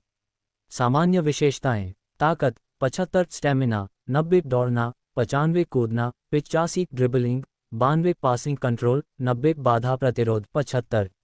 समग्र रेटिंग ए रैंक। सिस्टम की टिप्पणी। गति और नियंत्रण दोनों में निपुण, लय का उस्ताद, एक उत्कृष्ट पॉइंट गार्ड। उसकी ड्रिबलिंग हवा की तरह है और पासिंग पर उसका नियंत्रण रेशम की तरह है। कोर्ट पर वह एक दौड़ती हुई परछाई की तरह है जो हमेशा खाली जगहों से घातक पास देने में सक्षम है। पढ़ने के बाद बाईयू ने मन ही मन कहा, बिल्कुल, कनागावा के भावी नंबर 1 पॉइंट गार्ड से यही उम्मीद थी, जो अमेरिका जाकर खेल सकता है और यहां तक कि सावाकिता के खिलाफ भी खेल सकता है। इसके अलावा सिस्टम पैनल में जो चीज़ प्रतिबिंबित नहीं हो सकी वह मियागी का वास्तव में भयावह पहलू था। उदाहरण के लिए, खेल का विश्लेषण करने और उसे समझने की उनकी क्षमता, खेल की लय पर उनका सटीक नियंत्रण, ड्राइव के दौरान नकली चालों का उनका उपयोग, कम दूरी की शुरुआत में उनकी विस्फोटक शक्ति। इन चीज़ों की असली सराहना केवल वास्तविक मुकाबले में ही की जा सकती है। बाईयू ने मियागी की ओर देखकर मुस्कुराते हुए कहा, सीनियर मियागी, मैं आपके साथ अभ्यास करना चाहूँगा। मियागी क्षण भर के लिए स्तब्ध रह गया, फिर मुस्कुराया। बहुत बढ़िया, मेरे हाथ तो बिल्कुल ही सुस्त हो गए हैं और मैं सोच ही रहा था कि मेरे साथ कौन घूमेगा। ये कहते हुए उसने अपनी जैकेट उतारने और युद्ध के लिए तैयार होने की तैयारी की। नहीं, अकागी ताकेनोरी की आवाज़ अचानक बगल से सुनाई दी। वह गंभीर भाव से आगे बढ़ा, उसकी निगाहें बाईयू पर टिकी हुई थीं। तुम्हारा पैर अभी अभी ठीक हुआ है, इसमें कोई गड़बड़ मत करो। चिंता मत करो कप्तान, मैं पूरी ताकत नहीं लगाऊंगा। मैं बस सीनियर मियागी के साथ एक साधारण मुकाबला करना चाहता हूं। जो भी पहले 3 बास्केट्स को करेगा वही जीतेगा। अकागी ने 2 सेकंड तक सोचा, फिर अंत में सिर हिलाया। ठीक है, लेकिन सावधान रहना। बोलने के बाद उन्होंने फिर से मियागी की ओर देखा और हल्के स्वर में कहा, आप भी थोड़ा संकोच करें। मुझे देखने दीजिए कि इस दौरान आप में कोई गिरावट तो नहीं आई है। मियागी ने पलकें झपकाईं, फिर अपने घुंघराले बालों को सहलाया और खिलखिलाकर हंसे। हाँ, तो फिर तुम्हें इसका पछतावा नहीं होना चाहिए टिल्डा। अगले ही पल दोनों कोर्ट के केंद्र में आ गए और माहौल अचानक तनावपूर्ण हो गया। बाईयू ने अपनी कलाई फैलाई, 3 पॉइंट लाइन के बाहर खड़ा हुआ और उसकी सांसें धीरे धीरे शांत हो गईं। दूसरी ओर मियागी रेयोटा एक हाथ से गेंद उछाल रहा था, उसकी आंखें तेज थीं, शरीर का संतुलन नीचे था और वह थोड़ा झुका हुआ था। वह झपट्टा मारने के लिए तैयार चीते की तरह लग रहा था, एकदम सधा हुआ और तैयार। उनके चारों ओर शोहोकू की पूरी टीम अनजाने में इकट्ठा हो गई, उनकी निगाहें केंद्रित थीं, हवा इतनी बेचैन थी मानो उसमें आग लग गई हो। अयाको ने अपने हाथ में पकड़े हुए फोल्डिंग पंखे को कसकर पकड़ा, उसके होंठ सिकुड़े हुए थे। वे सचमुच खेलने वाले हैं। कोगुरे ने अपना चश्मा ऊपर किया। एक तो शोहोकू का नया नियुक्त किया गया बेहतरीन निशानेबाज है, दूसरा टीम में वापसी करने वाला शानदार पॉइंट गार्ड है। अंततः किसका पलड़ा भारी होगा? साकुरागी हानामिची ने उत्साह से अपने हाथ मले। मियागी का छोटा कद इतना मजबूत नहीं दिखता, मुझे लगता है कि बाईयू जीतेगा। तुम चुप रहो। अयाको ने तुरंत अपना हाथ उठाया और फोल्डिंग पंखे से उसके सिर के पिछले हिस्से पर जोरदार प्रहार किया। मियागी हमारे शोहोकू के बेहतरीन पॉइंट गार्ड हैं। मुझे लगता है कि उनके जीतने की संभावना कहीं अधिक है। रुकावा कायदे भी बास्केटबॉल हुप से टिक गई, मानो उसमें थोड़ी दिलचस्पी दिखाई दे रही हो। मियागी ने गेंद बाईयू की ओर उछाली और अपने दाहिने हाथ से इशारा किया। आप पहले जाए। बाईयू ने गेंद को मजबूती से पकड़ा, 3 पॉइंट लाइन के बाहर खड़ा हुआ, गहरी सांस ली, अपने कंधों को नीचे किया, अपनी मुद्रा को स्थिर किया और अपनी ताकत जुटाई। मियागी आक्रमण क्षेत्र के भीतर एक कदम की दूरी पर खड़ा था, उसकी बाहें फैली हुई थीं और उसकी निगाहें बाईयू की कमर पर टिकी हुई थीं। यह आक्रमण के विरुद्ध बचाव की मानक मुद्रा थी। स्पष्ट रूप से बाईयू की लंबाई और स्थिति के आधार पर उसने सहज रूप से अनुमान लगाया कि वह ड्राइव शॉट या मिड रेंज शॉट लगाने का प्रयास करेगा। लेकिन बाईयू ने कोई खास चाल नहीं चली। जैसे ही मियागी ने सोचा कि वह आगे बढ़ने का मौका ढूंढने के लिए ड्रिबल करेगा, बाईयू उछल पड़ा और उसका शॉट बिजली की गति से आया। एक पुल अप जंप शॉट। क्या? मियागी की आंखें सिकुड़ गईं। उन्होंने कभी उम्मीद नहीं की थी कि बाईयू सीधे 3 पॉइंटर शॉट लगाएगा। मियागी ने तुरंत बचाव करने के लिए कदम बढ़ाया, लेकिन वह आधा कदम देर से पहुंचे और ऊंचाई में भी बहुत बड़ा अंतर था, जिससे उनका प्रयास पूरी तरह व्यर्थ हो गया। जैसे ही बास्केटबॉल उसके हाथ से निकली, उसने एक साफ सटीक चाप बनाया, हवा में उसका घूमना स्पष्ट रूप से दिखाई दे रहा था। स्विश! सिर्फ नेट में गोल। स्कोर 1:0। सुंदर! योको ने सबसे पहले ताली बजाई और जयकार की, उसका चेहरा गर्व से भरा हुआ था। हालांकि मियागी रेयोटा बिना किसी झुंझलाहट के कमर पर हाथ रखे स्थिर खड़ा रहा। इसके विपरीत उसके होठों पर मुस्कान फैल गई और उसकी आंखों में रुचि और गहरी हो गई। ओह, तो वो 3 पॉइंट शूटर है, दिलचस्प। लगता है मैं तुम्हें कम नहीं आंक सकता। दूसरे राउंड में गेंद पर कब्जा बदल गया। मियागी को 3 पॉइंट लाइन के बाहर गेंद मिली। बायू तुरंत तनावग्रस्त हो गया। उसने अपनी बाहें फैला दी, अपने गुरुत्वाकर्षण केंद्र को नीचे करने की कोशिश की और मियागी के साथ तालमेल बनाए रखने का प्रयास किया। लेकिन मियागी की गति एक अलग ही स्तर की थी। उसने देखा कि उसका शरीर अचानक नीचे की ओर झुक रहा है, उसका गुरुत्वाकर्षण केंद्र बेहद नीचे जा रहा है और बास्केटबॉल मानो उसके दाहिने हाथ से चिपकी हुई है। बिजली की तेजी से बेहद कम बॉडी फेक क्रॉसओवर में गेंद उनके दाहिने हाथ से उनके बाएं हाथ में चली गई। बायू को अपनी आंखों के सामने सब कुछ धुंधला सा दिखाई दिया और उसका शरीर सहज रूप से बाईं ओर मुड़ गया ताकि वह बचाव कर सके। लेकिन ये तो मियागी का सिर्फ एक जाल था। जैसे ही बायू के गुरुत्वाकर्षण केंद्र में बदलाव आया, मियागी का बायां पैर मानो स्प्रिंग से लोड होकर जमीन से उछल गया और उसका शरीर हूश की आवाज के साथ बायू के दाहिनी ओर से निकल गया। उसने उस छोटे से छेद को काट डाला जो बायू ने अपनी प्रतिक्रिया के कारण अभी अभी खोला था। तेज, बहुत तेज। अध्याय 38 लाइटनिंग फ्लिंट। बायू-कुन को पूरी तरह से एक तरफ हटने का भी समय नहीं मिला। उसे बस अपने पास से हवा का एक झोंका गुजरता हुआ महसूस हुआ। जब तक वह हड़बड़ी में पीछे मुड़ा, तब तक मियागी बिजली की गति से दौड़कर कुछ ही कदमों में बास्केट तक पहुंच चुका था। कोई खास मूव्स नहीं, बस एक हल्का बैंक शॉट। स्विश 1:1। मियागी ने लैंडिंग की, हल्के से ताली बजाई, फिर पीछे मुड़कर बायू-कुन की ओर देखा, जो अभी भी 3 पॉइंट लाइन के पास अचंभित था, और मुस्कुराया। बच्चे, तुम बस खड़े रहकर किसी की रक्षा नहीं कर सकते, तुम्हें हिलना डुलना होगा। वह मुस्कान दिखावटी नहीं थी, लेकिन उसमें एक सूक्ष्म, पूर्ण आत्मविश्वास झलक रहा था। इस क्षण व्यायामशाला में सन्नाटा छा गया। कोगुरे का मुंह खुला रह गया। इतनी जल्दी? अयाको ने गर्व से कहा। मियागी से यही उम्मीद थी। उनकी लय की समझ अभी भी उतनी ही मजबूत है। अकागी ने अपनी बाहें मोड़ लीं। उसकी निगाहें जटिल थीं क्योंकि वह मियागी की पीठ को घूर रहा था। वो लड़का, उसने इतने लंबे समय से अभ्यास नहीं किया है, फिर भी वो इतना तेज है। इसी बीच पास में खड़े रुकावा कायदे की आंखों की पुतलियां थोड़ी सिकुड़ गईं। उन्हें पहले ही यह एहसास हो चुका था कि हाल ही में लौटा मियागी जितना दिखता है उससे कहीं अधिक परेशानी पैदा करने वाला था। सकुरागी का चेहरा सदमे से खाली हो गया था। ये क्या हो रहा है? क्या मियागी सच में इतना ताकतवर है? बायू-कुन मन ही मन चिंतित हो गया। तेज गति वास्तव में सराहनीय है। तीसरा कब्जा, बायू-कुन की गेंद। बायू-कुन को परिधि पर फिर से गेंद मिली। इस बार मियागी ने उस पर जो दबाव डाला वह बिल्कुल अलग था। मियागी उससे अटूट प्लास्टर की तरह चिपक गया। उनके बीच की शारीरिक दूरी इतनी कम थी कि बायू-कुन मियागी की सांसों की गर्मी महसूस कर सकता था।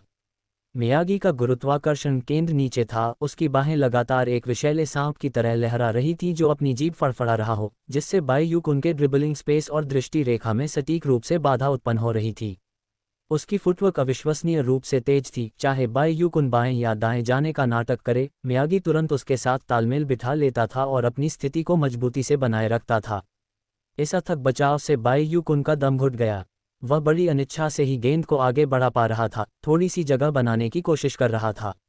उसने मन ही मन सोचा, अगर वह सचमुच उसे पीछे नहीं छोड़ सका, तो वह मियागी के ऊपर से ही गोली चला देगा। आखिरकार उसकी लंबाई अभी भी उसे फायदा देगी।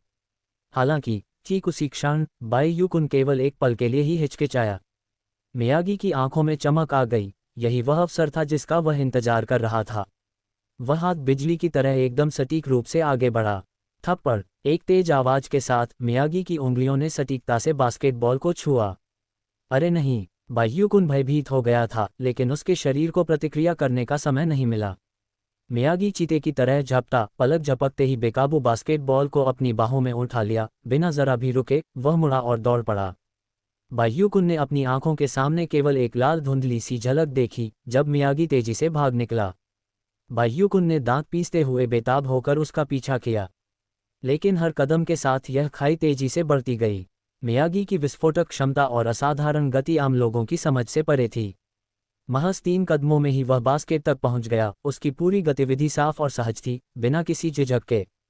एक आसान underhand shot. Swish. Score 1:2। Miyagi ने बढ़त हासिल कर ली है। मियागी नीचे उतरा, अपने माथे से पसीने की एक बूंद हल्के से पोंछी और शांत भाव से बायू-कुन की ओर देखा, मानो कह रहा हो, देखा, यही फर्क है। इस समय बायू-कुन अपनी जगह पर जड़वत खड़ा था। उसका दिल बुरी तरह कांप रहा था। पहली बार उन्हें स्पष्ट रूप से यह महसूस हुआ।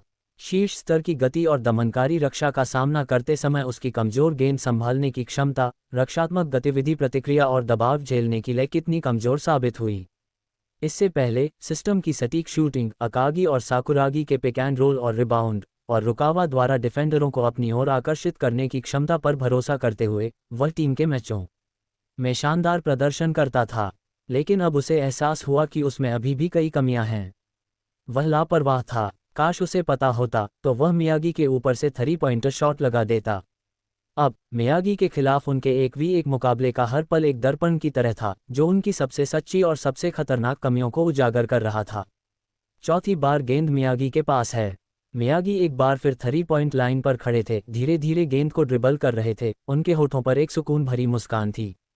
लेकिन इस बार बाई यूकुन ने अपने दांत भींच लिए। उसकी निगाहें पहले से कहीं अधिक केंद्रित थीं। वह जानता था कि यह उसका आखिरी मौका है। अब उसकी निगाहें गेंद पर नहीं टिकी थीं, बल्कि मियागी के कंधों और कमर पर टिकी हुई थीं। यही उसकी शुरुआती दिशा का अंदाजा लगाने की कुंजी थी। देखो, वो आ रहा है। बाईयूकुन का दिल तनावग्रस्त हो गया। मियागी हिल गया। फिर वही जानी पहचानी बेहद धीमी गति से गेंद को ड्रिबल करने की लय थी। बास्केटबॉल उसके हाथों के बीच गोली की तरह तेजी से निकली और धड़ाम से फर्श पर गिरी, मानो बाईयूकुन की नसों पर प्रहार कर रही हो। बाईयूकुन ने अपनी सांस रोक ली। उसके पैर हल्के से हिल रहे थे। उसका पूरा शरीर एक पूरी तरह से खींचे हुए धनुष की तरह था। अचानक मियागी ने दाईं ओर अविश्वसनीय रूप से यथार्थवादी नकली ड्राइव बनाए। उस पल उसका कंधा थोड़ा सा कांप गया, उसकी कमर हिल गई और उसके पैरों की चाल बेहद भ्रामक थी। बाईयूकुन ने सहज रूप से अपना वजन आधा कदम दाहिनी ओर स्थानांतरित कर दिया। बस यही आधा कदम था। स्विश! मियागी ने अपने बाएं पैर से जोर लगाया। उसका शरीर रॉकेट की तरह तेजी से बाईयूकुन के बाईं ओर से निकल गया। ये वही खालीपन था जो उसी क्षण प्रकट हुआ। तेज, बहुत तेज। बाईयूकुन पीछा करना चाहता था, लेकिन उसकी शुरुआत एक नन्हे पक्षी की तरह थी जो अभी अभी अपने पंख फैलाने वाला हो। वह अपने सामने मौजूद चीते को भला कैसे पकड़ सकता था। 1 कदम, 2 कदम, 3 कदम। उसे बस वह लाल आकृति दूर और दूर जाती हुई दिखाई दी, मानो प्रकाश की एक लकीर हो जो सीधे टोकरी की ओर दौड़ रही हो। अजेय! स्विश! 3:1। मियागी ने इस सोलो शॉट का अंत एक ऐसे लेअप शॉट से किया जो इतना सहज था कि मानो किसी प्रतिरोध को स्वीकार ही न कर रहा हो। सब खत्म हो गया। मियागी नीचे उतरा, वार्म अप के लिए 2 बार हल्का सा उछला और बाईयूकुन की ओर देखा, जो अभी भी हौंफ रहा था। उसके होठों पर जीत की झलक थी। वह चलकर आया और बाईयूकुन के कंधे पर थपथपाते हुए बोला, बच्चे, तुम अभी भी नौसिखिया ही होगे, है ना? तुम्हारी गेंद संभालने की क्षमता, रक्षात्मक जागरूकता और आक्रामक निर्णय लेने की क्षमता स्पष्ट रूप से कमजोर है। अगर मैं तुम्हारी जगह होता तो मैं सीधे शॉट मारता। मैं तुम्हारे 10 शॉट्स का भी बचाव नहीं कर पाता। केवल सटीकता होना ही पर्याप्त नहीं है। बाईयूकुन ने कोई बहस नहीं की। उसने बस एक गहरी सांस ली और मियागी से हाथ मिलाया। उन्हें पता था कि मियागी सच कह रहा है। उसके आक्रामक दांव बहुत ही एक तरफा थे, उसका टाइमिंग जजमेंट खराब था और उसकी रक्षात्मक और बॉल हैंडलिंग सभी कमजोरियां थीं। ये प्रणाली केवल उसकी क्षमता के आंकड़ों को बढ़ा सकती थी, लेकिन निर्णय लेने की क्षमता और जागरूकता को केवल अधिक अभ्यास और वास्तविक युद्ध में निरंतर सुधार के माध्यम से ही बेहतर बनाया जा सकता था। जब प्रीफेक्चरल टूर्नामेंट शुरू होगा तो यह उसके लिए अपने कौशल को निखारने का एक शानदार अवसर होगा। कोर्टसाइड, अयाको ने राहत की एक हल्की सांस ली। मियागी वास्तव में अभी भी मियागी ही है। कोबुरे ने आह भरी, वह सचमुच शोहोकू की लेकी आत्मा है। अकागी ने अपनी भुजाएं मोड़ लीं। उसकी भौहें अब सिकुड़ी हुई नहीं थीं। उसकी आंखों में अब एक पुनर्जीवित लड़ाकू भावना दिखाई दे रही थी। मियागी वापस आ गया है, साथ ही बाईयूकुन और रुकावा भी। शायद हम राष्ट्रीय टूर्नामेंट के लिए वाकई अच्छा प्रदर्शन कर सकते हैं। दूसरी ओर बाईयूकुन अभी अभी कोर्ट से बाहर निकला था। उसके माथे से अभी भी पसीना टपक रहा था। योको तौलिया और मिनरल वाटर लेकर पहले ही तेजी से वहां पहुंच चुकी थी। उसकी आंखों में चिंता और फिक्र साफ झलक रही थी। बाईयूकुन, तुमने बहुत मेहनत की। उसने बड़े ध्यान से उसके माथे से पसीना पोंछा और उसे पानी दिया। बाईयूकुन ने अपना सिर पीछे झुकाया और एक घूंट भरा, फिर लापरवाही से योको के कंधे पर अपना हाथ रखते हुए मुस्कुराया। तुम्हारे यहाँ होने से तो बिल्कुल भी मुश्किल नहीं है। योको के गाल हल्के से लाल हो गए, लेकिन उसकी आंखें इतनी कोमल थीं कि किसी का भी दिल पिघल सकता था। इस प्यारे दृश्य को मियागी ने कैमरे में कैद कर लिया, जो लगभग अपने मुंह में मौजूद च्यूइंग गम को चबाने ही वाला था। उसकी गर्दन का कंठ ऊपर नीचे हो रहा था और वह अपने बगल में बैठी अयाको पर एक नज़र डालने से खुद को रोक नहीं पाया। अयाको ने अपनी बाहें मोड़ लीं, अपना सिर थोड़ा झुकाया और अचानक उसे घूरने लगी। क्या तुम भी कोशिश करना चाहते हो? मियागी की गर्दन पीछे की ओर खींची और उसने 2 बार सूखी हंसी हंसते हुए कहा, नहीं, मैं ऐसा करने की हिम्मत नहीं करूंगा। उसने दांत पीसते हुए योको के चारों ओर बाईयूकुन की बाह को देखा और मन ही मन उसकी आंखों से आंसू बहने लगे। क्या यह आदमी यहाँ बास्केटबॉल खेलने आया है या अपना स्नेह दिखाने? मियागी ने बेबसी से आह भरी, उसने खेल तो जीत लिया लेकिन जीवन में हार गया। अध्याय 39 कुनक्वान बनाम ताइनान। अगली दोपहर जैसे ही छुट्टी की घंटी बजी, डूबते सूरज की रोशनी शोहोकू हाई स्कूल के शिक्षण भवन के सामने वाले हिस्से पर पड़ने लगी। बाईयूकुन ने येजी का हाथ पकड़ रखा था और वे दोनों कक्षा से बाहर निकल रहे थे। उनके कदम हल्के थे और वे साथ साथ चल रहे थे। येजी ने अपना स्कूल बैग दूसरी तरफ सरकाया, थोड़ा और करीब झुकी और धीरे से हंस पड़ी। बाईयूकुन, आज की ट्रेनिंग के बाद मैंने तुम्हारे लिए एक एनर्जी बैंटो तैयार किया है। इसमें तुम्हारे पसंदीदा टेरियाकी चिकन ड्रमस्टिक्स और तमागोया की हैं। वाह, तो फिर मुझे आपका एहसान चुकाने के लिए कुछ और 3 पॉइंटर लगाने पड़ेंगे। येजी ने मुंह बनाया। 3 पॉइंट शॉट क्यों लगाने हैं? मैं तो बस इतना चाहता हूं कि तुम मेरे साथ रहो। दोनों हंसी मजाक में नोकझोंक कर रहे थे और बास्केटबॉल जिम की ओर जाने वाले थे। ठीक तभी बूम, कई मॉडिफाइड मोटरसाइकिलें जंगली जानवरों की तरह दहाड़ते हुए स्कूल के गेट से अंदर घुस आईं।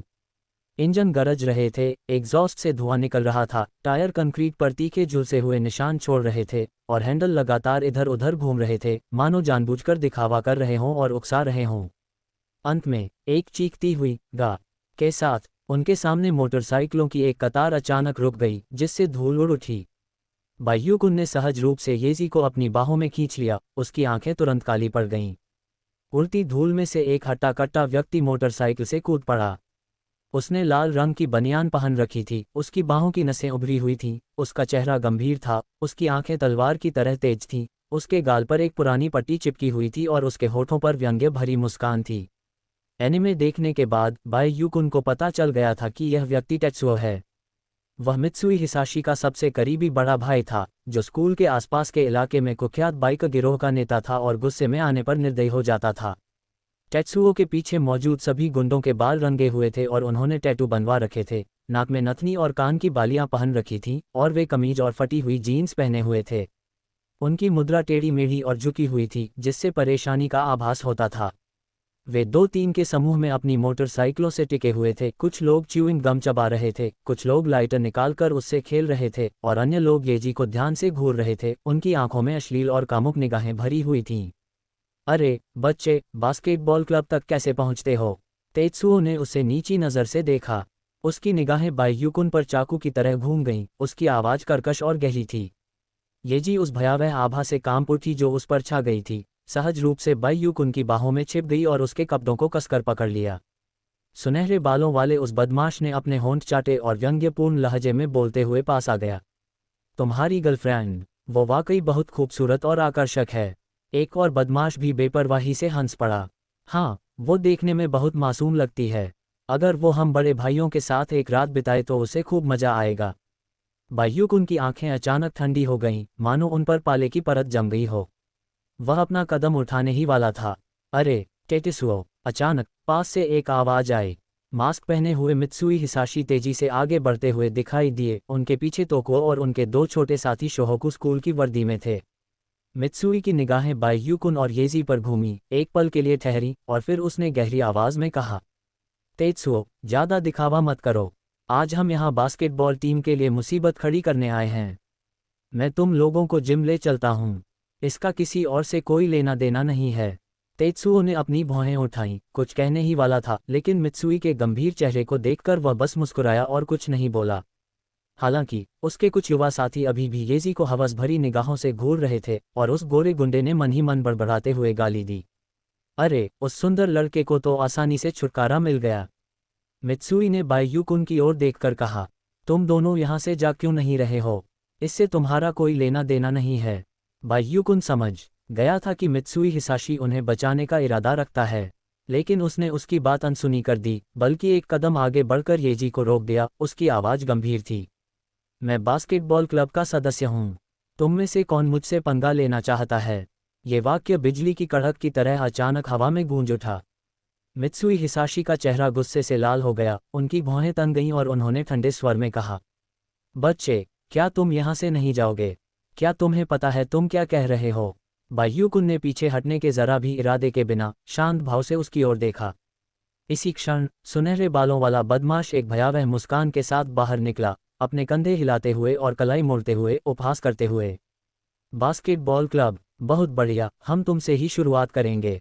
इससे तुम्हारी गर्लफ्रेंड को भी पता चल जाएगा कि तुम कितने निकम्मे हो। उनके बोलने से पहले ही उसने अचानक एक मुक्का मारा जो सीधे बाई युकुन के चेहरे पर लगा। येजी चिल्लाया, बाई युकुन, लेकिन इससे पहले कि मुक्का करीब पहुंच पाता, बाई युकुन पीछे नहीं हटा बल्कि आगे बढ़ा। उसका शरीर तेजी से नीचे झुक गया, उसकी बाईं भुजा लोहे के द्वार की तरह ऊपर उठी और आने वाले मुक्के के रास्ते को सटीक रूप से रोक दिया। उसी समय उसका दाहिना पैर लोहे के कोड़े की तरह तेजी से बाहर निकला। टकराना, बाजिकुवान शैली की एक जोरदार लो स्वीप किक जो ठीक गोरे गुंडे की पिंडली की हड्डी पर लगी। क्लिक, हड्डी टूटने की आवाज स्पष्ट और कर्कश थी। आहा हा हा, सुनहरे बालों वाला बदमाश तुरंत चीख उठा और बोरी की तरह जमीन पर गिर पड़ा, अपना पैर पकड़कर जोर जोर से चिल्लाने लगा। धिक्कार है, सब लोग जाओ। दो युवा गुंडे गुस्से से दहाड़ते हुए दाएं बाएं से हमला करने लगे। एक ने सामने से मुक्का मारा जबकि दूसरे ने चुपके से अपना पैर आगे बढ़ाकर बाई युकुन को गिराने की कोशिश की। बाई युकुन की आंखें ठंडी पड़ गईं, उसका पैर एक फुर्तीली मछली की तरह फिसल गया और वह बाल बाल सीधे मुक्के से बच गया। उसका दाहिना हाथ हवा को चीरती हुई तलवार की तरह डोंग की आवाज के साथ सीधे बगल की ओर बढ़ा। उस बदमाश का चेहरा पल भर में विकृत हो गया, उसके पैर कांपने लगे और उसकी पूरी बाह नूडल्स की तरह ढीली पड़ गई, उसमें कोई संवेदना नहीं बची। एक अन्य युवा गुंडे ने लात मारने के लिए अपना पैर उठाया ही था कि बाई युकुन ने बाजिकुवान शॉक सटेप से उसकी टखने पर जोर से वार किया। दरार, टखने की हड्डी खिसक गई। वह आदमी चीखता चिल्लाता और लौटता हुआ जमीन पर गिर पड़ा, अपना पैर पकड़े हुए था। बस कुछ ही सेकंड में तीनों बदमाश जमीन पर पड़े थे। आसपास सन्नाटा पसरा हुआ था। मित्सुई हिसाशी की पलकें हिंसक रूप से फड़कने लगीं। तोकुओ और बाकी लोग भी स्तब्ध रह गए, उनके मुंह आकार में खुले रह गए, उनके पैर कांपने लगे, लगभग घुटनों के बल बैठ गए। तुम बदमाश बच्चे! तभी अचानक एक भयंकर दहाड़ सुनाई दी। अंततः टेत्सुओ खुद को रोक नहीं पाया, उसके चेहरे की मांसपेशियां गुस्से से तंग गईं और वह एक बेकाबू जानवर की तरह झपटा। वह लगभग 1 मीटर 90 सेंटीमीटर लंबा था, मांसपेशियों से भरा हुआ था, फिर भी उसकी गति आश्चर्यजनक थी। उसकी मुट्ठी खाना पकाने के बर्तन जितनी बड़ी थी। हवा जोर से गरज रही थी, अपने साथ हवा को चीर देने वाले दमन का एहसास लेकर सीधे बाई युकुन के चेहरे की ओर बढ़ रही थी। यह मुक्का इतना जोरदार था कि इससे बैल भी नॉकआउट हो सकता था। येजी चिल्लाया, ध्यान से, लेकिन बाई युकुन के चेहरे के भाव में कोई बदलाव नहीं आया। उसने अपने शरीर को थोड़ा झुकाया और मुक्के की ताकत से बच गया। उसका पैर फिसल गया और वह तुरंत टेत्सुओ के केंद्र की ओर बढ़ गया। बाजिकुवान की मूल शक्ति निकट दूरी से शरीर पर प्रहार करना है। उसके बाएं हाथ ने टेत्सुओ की कलाई को मजबूती से पकड़ रखा था और वह उसे बलपूर्वक खींचकर निर्देशित कर रहा था। टेत्सुओ का गुरुत्वाकर्षण केंद्र अचानक ही बिगड़ गया। उसने सहज ही कोहनी से पलटवार किया, लेकिन बाई युकुन ने शायद इसका अनुमान लगा लिया था। उसकी दाहिनी मुट्ठी पहले से ही तैयार थी। डोंग, एक जोरदार मुक्का चेंग चुई तोप के गोले की तरह टेत्सुओ के जबड़े पर लगा। टेत्सुओ का सिर झटके से पीछे की ओर झुक गया, उसका शरीर 2 बार डगमगाया, लेकिन वह किसी तरह अपनी जगह पर डटा रहा। वह दहाड़ा, अचानक अपनी बाहें फैलाकर बाई युकुन को जबरदस्ती गले लगाने और उसे कसकर दबाने की कोशिश करने लगा। बाई युकुन की आंखें ठंडी पड़ गईं। वह इसी का इंतजार कर रहा था। बाजिकुवान कुन मुट्ठी टाइशान काओ आयरन माउंटेन लीन। बाई युकुन ने गहरी सांस ली, उसकी पूरी रीढ़ की हड्डी एक लंबे अजगर की तरह फड़क उठी। उसके पैरों ने जोरदार धक्का दिया, एक अत्यंत भयंकर काओ शान जून पर्वत झुकाव प्रहार। टकराना, टेत्सुओ की छाती पर ऐसा प्रहार हुआ मानो किसी लोहे के पहाड़ ने प्रहार कर दिया हो। उसकी पुतलियां हिंसक रूप से सिकुड़ गईं और उसकी पसलियों से एक धीमी सी धमक की आवाज आई। धड़ धड़ धड़, उसका पूरा शरीर 7-8 कदम पीछे की ओर उछल गया और अंत में बूम की आवाज के साथ जमीन पर गिर पड़ा। धूल उड़ गई। टेत्सुओ का विशाल शरीर गिरते हुए पहाड़ की तरह ढह गया और जमीन थोड़ी सी कांप उठी। उसने उठने की बहुत कोशिश की, लेकिन तीव्र आंतरिक कंपन और उमड़ते हुए ऊर्जा और रक्त के कारण उसके पैर कमजोर पड़ गए और वह प्लॉप की आवाज के साथ फिर से गिर गया। उसके मुंह के कोने से खून की एक बूंद बह निकली। वह पूरी तरह बेहोश हो गया और जमीन पर बेसुध पड़ा रहा। अध्याय 40। वह व्यक्ति जो कभी हार नहीं मानता। पूरा परिसर सन्नाटे में डूब गया। 1 सेकंड, 2 सेकंड, 3 सेकंड। ऐसा लग रहा था मानो हवा भी जम गई हो। मित्सुई हिसाशी का चेहरा पीला पड़ गया था, उसके होंठ हल्के से कांप रहे थे और ऐसा लग रहा था मानो उसकी सारी ताकत खत्म हो गई हो। वह लगभग स्थिर खड़े होने में असमर्थ था। जब वह कुछ निगल रहा था तो उसकी कंठस्थता ऊपर नीचे हो रही थी, उसका माथा ठंडे पसीने से भीगा हुआ था और उसका पूरा चेहरा कागज की तरह सफ़ेद था। उसने अपने सामने खड़े शांत चेहरे वाले युवक को ध्यान से देखा। क्या यह आदमी इंसान है? दूसरी ओर तोकुओ मुंह खोले कांपती आवाज में जमीन पर गिर पड़ा। क्या क्या इस साल के नए छात्र वाकई इतने मजबूत हैं? बायू धीरे धीरे आगे बढ़ी और मित्सुई हिसाशी और अन्य लोगों की ओर चलने लगी। उसके हर कदम के साथ सभी के दिलों पर दबाव बढ़ता ही गया। उसकी आवाज़ तेज नहीं थी, लेकिन चाकू की तरह स्पष्ट थी। मित्सुई, क्या तुमने ही अभी कहा था कि तुम बास्केटबॉल टीम के लिए मुसीबत खड़ी करना चाहते हो? मित्सुई के चेहरे पर भाव बदल गए। यह मैं नहीं था। बायू ने उसे उदासीनता से देखा। मित्सुई हिसाशी, क्या आप कोच एंजाई द्वारा आपके प्रति रखे गए उच्च सम्मान के योग्य हैं? ये शब्द एक भारी हथौड़े की तरह थे जिन्होंने मित्सुई के दिल पर जोरदार प्रहार किया। उसकी पुतलियां अचानक सिकुड़ गईं और वह ऐसा लग रहा था जैसे उसे किसी महत्वपूर्ण अंग पर चोट लगी हो, यहाँ तक कि उसकी सांसें भी अटक गईं। तुम्हें ये सब कैसे पता चला? मेरा काम, तुम्हें इसके बारे में चिंता करने की जरूरत नहीं है। मित्सुई ने अपनी अवज्ञा की आखिरी झलक को दृढ़ता से थामे रखा, लेकिन उसकी आवाज़ पहले से ही अनियंत्रित रूप से कांप रही थी। बायू अब भी शांत स्वर में बोल रहा था, उसकी आवाज़ आत्मा को भेद रही थी। 3 साल पहले आपने ताकेशी जूनियर हाई स्कूल को जीत दिलाई थी और कानागावा प्रांत के मिडिल स्कूल के सर्वश्रेष्ठ खिलाड़ी का खिताब जीता था। अपने पहले साल में आप शोहोकू बास्केटबॉल टीम में शामिल हुए और सभी को लगा कि आप शोहोकू के इशू बनेंगे। बाद में टीम के अभ्यास सत्र के दौरान आपके घुटने में चोट लग गई और आपको इलाज के लिए अस्पताल में भर्ती होना पड़ा। तुम अनिच्छुक थे, इसलिए तुमने चुपके से अस्पताल से बाहर निकल गए, घुटने पर ब्रेस पहनकर अपने घायल पैर पर खेलते रहने के लिए खुद को मजबूर किया। लेकिन जितना ज़्यादा आप ऐसा करते रहे, आपकी चोट उतनी ही गंभीर होती गई और आखिरकार आपके घुटने को स्थायी क्षति पहुंच गई, जिससे आपके लिए दोबारा बास्केटबॉल खेलने का कोई मौका नहीं बचा। आपने अकागी को एक नौसिखिया से कप्तान बनते हुए कदम दर कदम बढ़ते देखा, जिसने शोहोकू को लड़ाई जारी रखने के लिए नेतृत्व किया। आपने शोहोकू को उस साल के प्रारंभिक दौर में हारते हुए देखा और फिर आप निराशा में डूबने लगे। तुम शोहोकू से नफरत करने का दावा करते हो, बास्केटबॉल टीम से नफरत करने का दावा करते हो, लेकिन असल में तुम खुद से नफरत करते हो। आपको इस बात से नफरत है कि अब आप कोर्ट पर खड़े होने की क्षमता नहीं रखते। आपको अपने पूर्व साथियों को ऊंची छलांग लगाते हुए देखना बुरा लगता है, जबकि आप केवल किनारे से दांत पीस कर आंसू बहा सकते हैं। आप अपने सपने को पूरा न कर पाने के कारण खुद से नाराज हैं। फिर भी आप बास्केटबॉल को कभी नहीं छोड़ सकते। ऐसा नहीं है कि आपको बास्केटबॉल पसंद नहीं है, आप इसे बहुत ज़्यादा पसंद करते हैं, इसीलिए आपको इतना दर्द हो रहा है। मित्सुई हिसाशी, क्या मैं सही हूँ? ये शब्द मानो मित्सुई के दिल में गहरे धब्बों को परत दर परत चीर कर खोल रहे थे और उन्हें सूरज की रोशनी में खून से लथपथ उजागर कर रहे थे। मित्सुई का शरीर कांप उठा, उसकी आंखें सदमे से, स्तब्धता से, संघर्ष से। अंततः उसके घुटने लड़खड़ा गए और धड़ाम से वह घुटनों के बल गिर पड़ा। उसने अपने मुंह के जमीन पर जोर से पटके, उसके हाथ लगभग पूरी तरह से टूट चुके थे। उसने मन ही मन बुदबुदाया, बोलना बंद करो, बोलना बंद करो, अब कुछ भी कहने का समय नहीं है। मेरे घुटने में स्थायी क्षति हो गई है और मैं 2 साल तक खेल से दूर रहा हूँ। मैं अब वह मित्सुई हिसाशी नहीं रहा जो मैं कभी था। कोच एंजाई, वो मुझे कभी माफ़ नहीं करेंगे। बायू चुपचाप अपने सामने रोती हुई आकृति को देखता रहा। तो क्या आपको अभी भी याद है कि कोच एंजाई ने एक बार आपसे क्या कहा था? मित्सुई का पूरा शरीर कांप रहा था, उसने धीरे धीरे अपना सिर उठाया, उसकी आंखें लाल थीं और उसका चेहरा भ्रम से भरा हुआ था। बायू की आवाज़ धीरे धीरे दृढ़ होती गई, हर शब्द लोहे की तरह कठोर था, जो सीधे आत्मा पर प्रहार करता था। आखिरी क्षण तक उम्मीद मत छोड़ो, एक बार उम्मीद छोड़ दी तो खेल खत्म हो जाता है। जैसे ही उसके शब्द उसके मुंह से निकले, वे बिजली की तरह उसके दिल पर जा गिरे। मित्सुई हिसाशी का शरीर बुरी तरह हिल गया, उसकी आंखों में बिखरी हुई रोशनी इन शब्दों से मानो और भी तेज हो गई।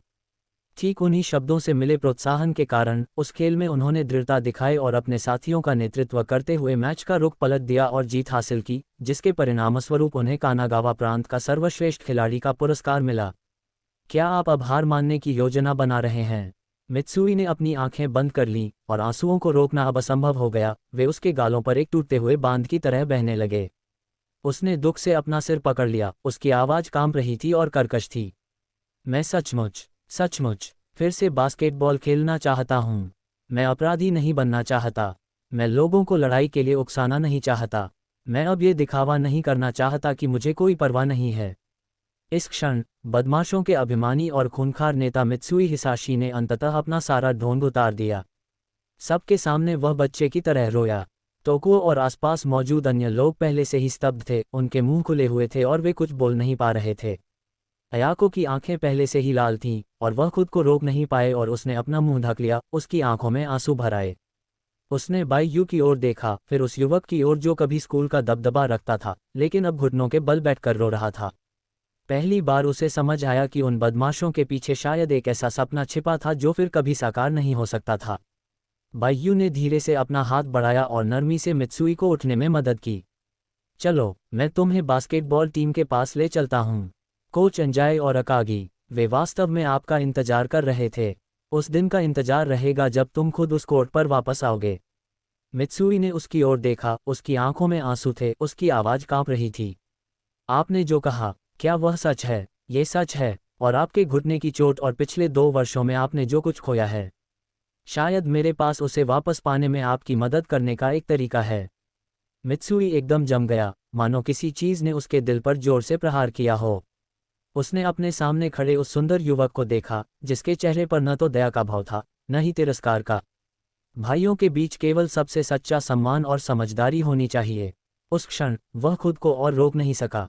मित्सुई की नाक में जलन होने लगी और वह अचानक आगे की ओर झपटा, बाईयू के कंधों को गले लगाया और उसे कई बार जोर से थपथपाया। बाईयू, धन्यवाद। उनके बगल में खड़ी अयाको की आंखें पहले से ही लाल थीं। उसने मित्सुई के कांपते हुए कंधों को देखा और उसने बाईयू के चेहरे पर शांत और दृढ़ मुस्कान भी देखी। स्कूल के गेट से सूरज की रोशनी अंदर आ रही थी, जिससे मित्सुई का कद लंबा लग रहा था और ऐसा लग रहा था मानो वह युवक, जिसने कभी निडर होकर अपने सपने का पीछा किया था, वापस दरबार में लौट आया हो। बाईयू ने ज्यादा कुछ नहीं कहा, बस मुड़कर आगे बढ़ गई। मित्सुई ने गहरी सांस ली, धीरे से अपनी आंख के कोने को पोंछा, फिर अपनी पीठ सीधी की और बाईयू के पीछे कदम दर कदम चलने लगा। उसे नहीं पता था कि उसका क्या इंतजार कर रहा है, और न ही उसे यह पता था कि अकागी उसकी वापसी को स्वीकार करेगी या नहीं। लेकिन वह जानता था, इस बार वह फिर से भाग नहीं जाएगा। उसी समय शोहोकू बास्केटबॉल टीम में ढलते सूरज की आखिरी किरणें जिम में पड़ रही थीं। पसीने से तरबतर अकागी ताकेनोरी, साकुरागी हनामिची को मुक्केबाजी की तकनीकें सख्ती से सिखा रहे थे और बीच बीच में धीमी आवाज में गुर्रा रहे थे। साकुरागी, तुम रग्बी नहीं खेल रहे हो, अपनी कमर नीचे करो। अयाको पास ही की एक बेंच पर बैठकर सामरिक नोट्स ले रही थी, जबकि कोगुरे पानी और तौलिए बांटकर उसकी मदद कर रही थी। वाह, आज अच्छा अभ्यास हुआ। अकागी ने थोड़ा राहत महसूस करते हुए अपना पसीना पोंछा। ठीक तभी क्रीक, जिम का दरवाजा धीरे धीरे खुल गया। कई निगाहें एक साथ देखने के लिए मुड़ गईं। फिर पूरा इलाका सन्नाटे में डूब गया। ढलते सूरज की हल्की रोशनी में बाईयू और अयाको कंधे से कंधा मिलाकर जिम में दाखिल हुई और उनके पीछे एक युवक जटिल भाव और लाल आंखों के साथ खड़ा था।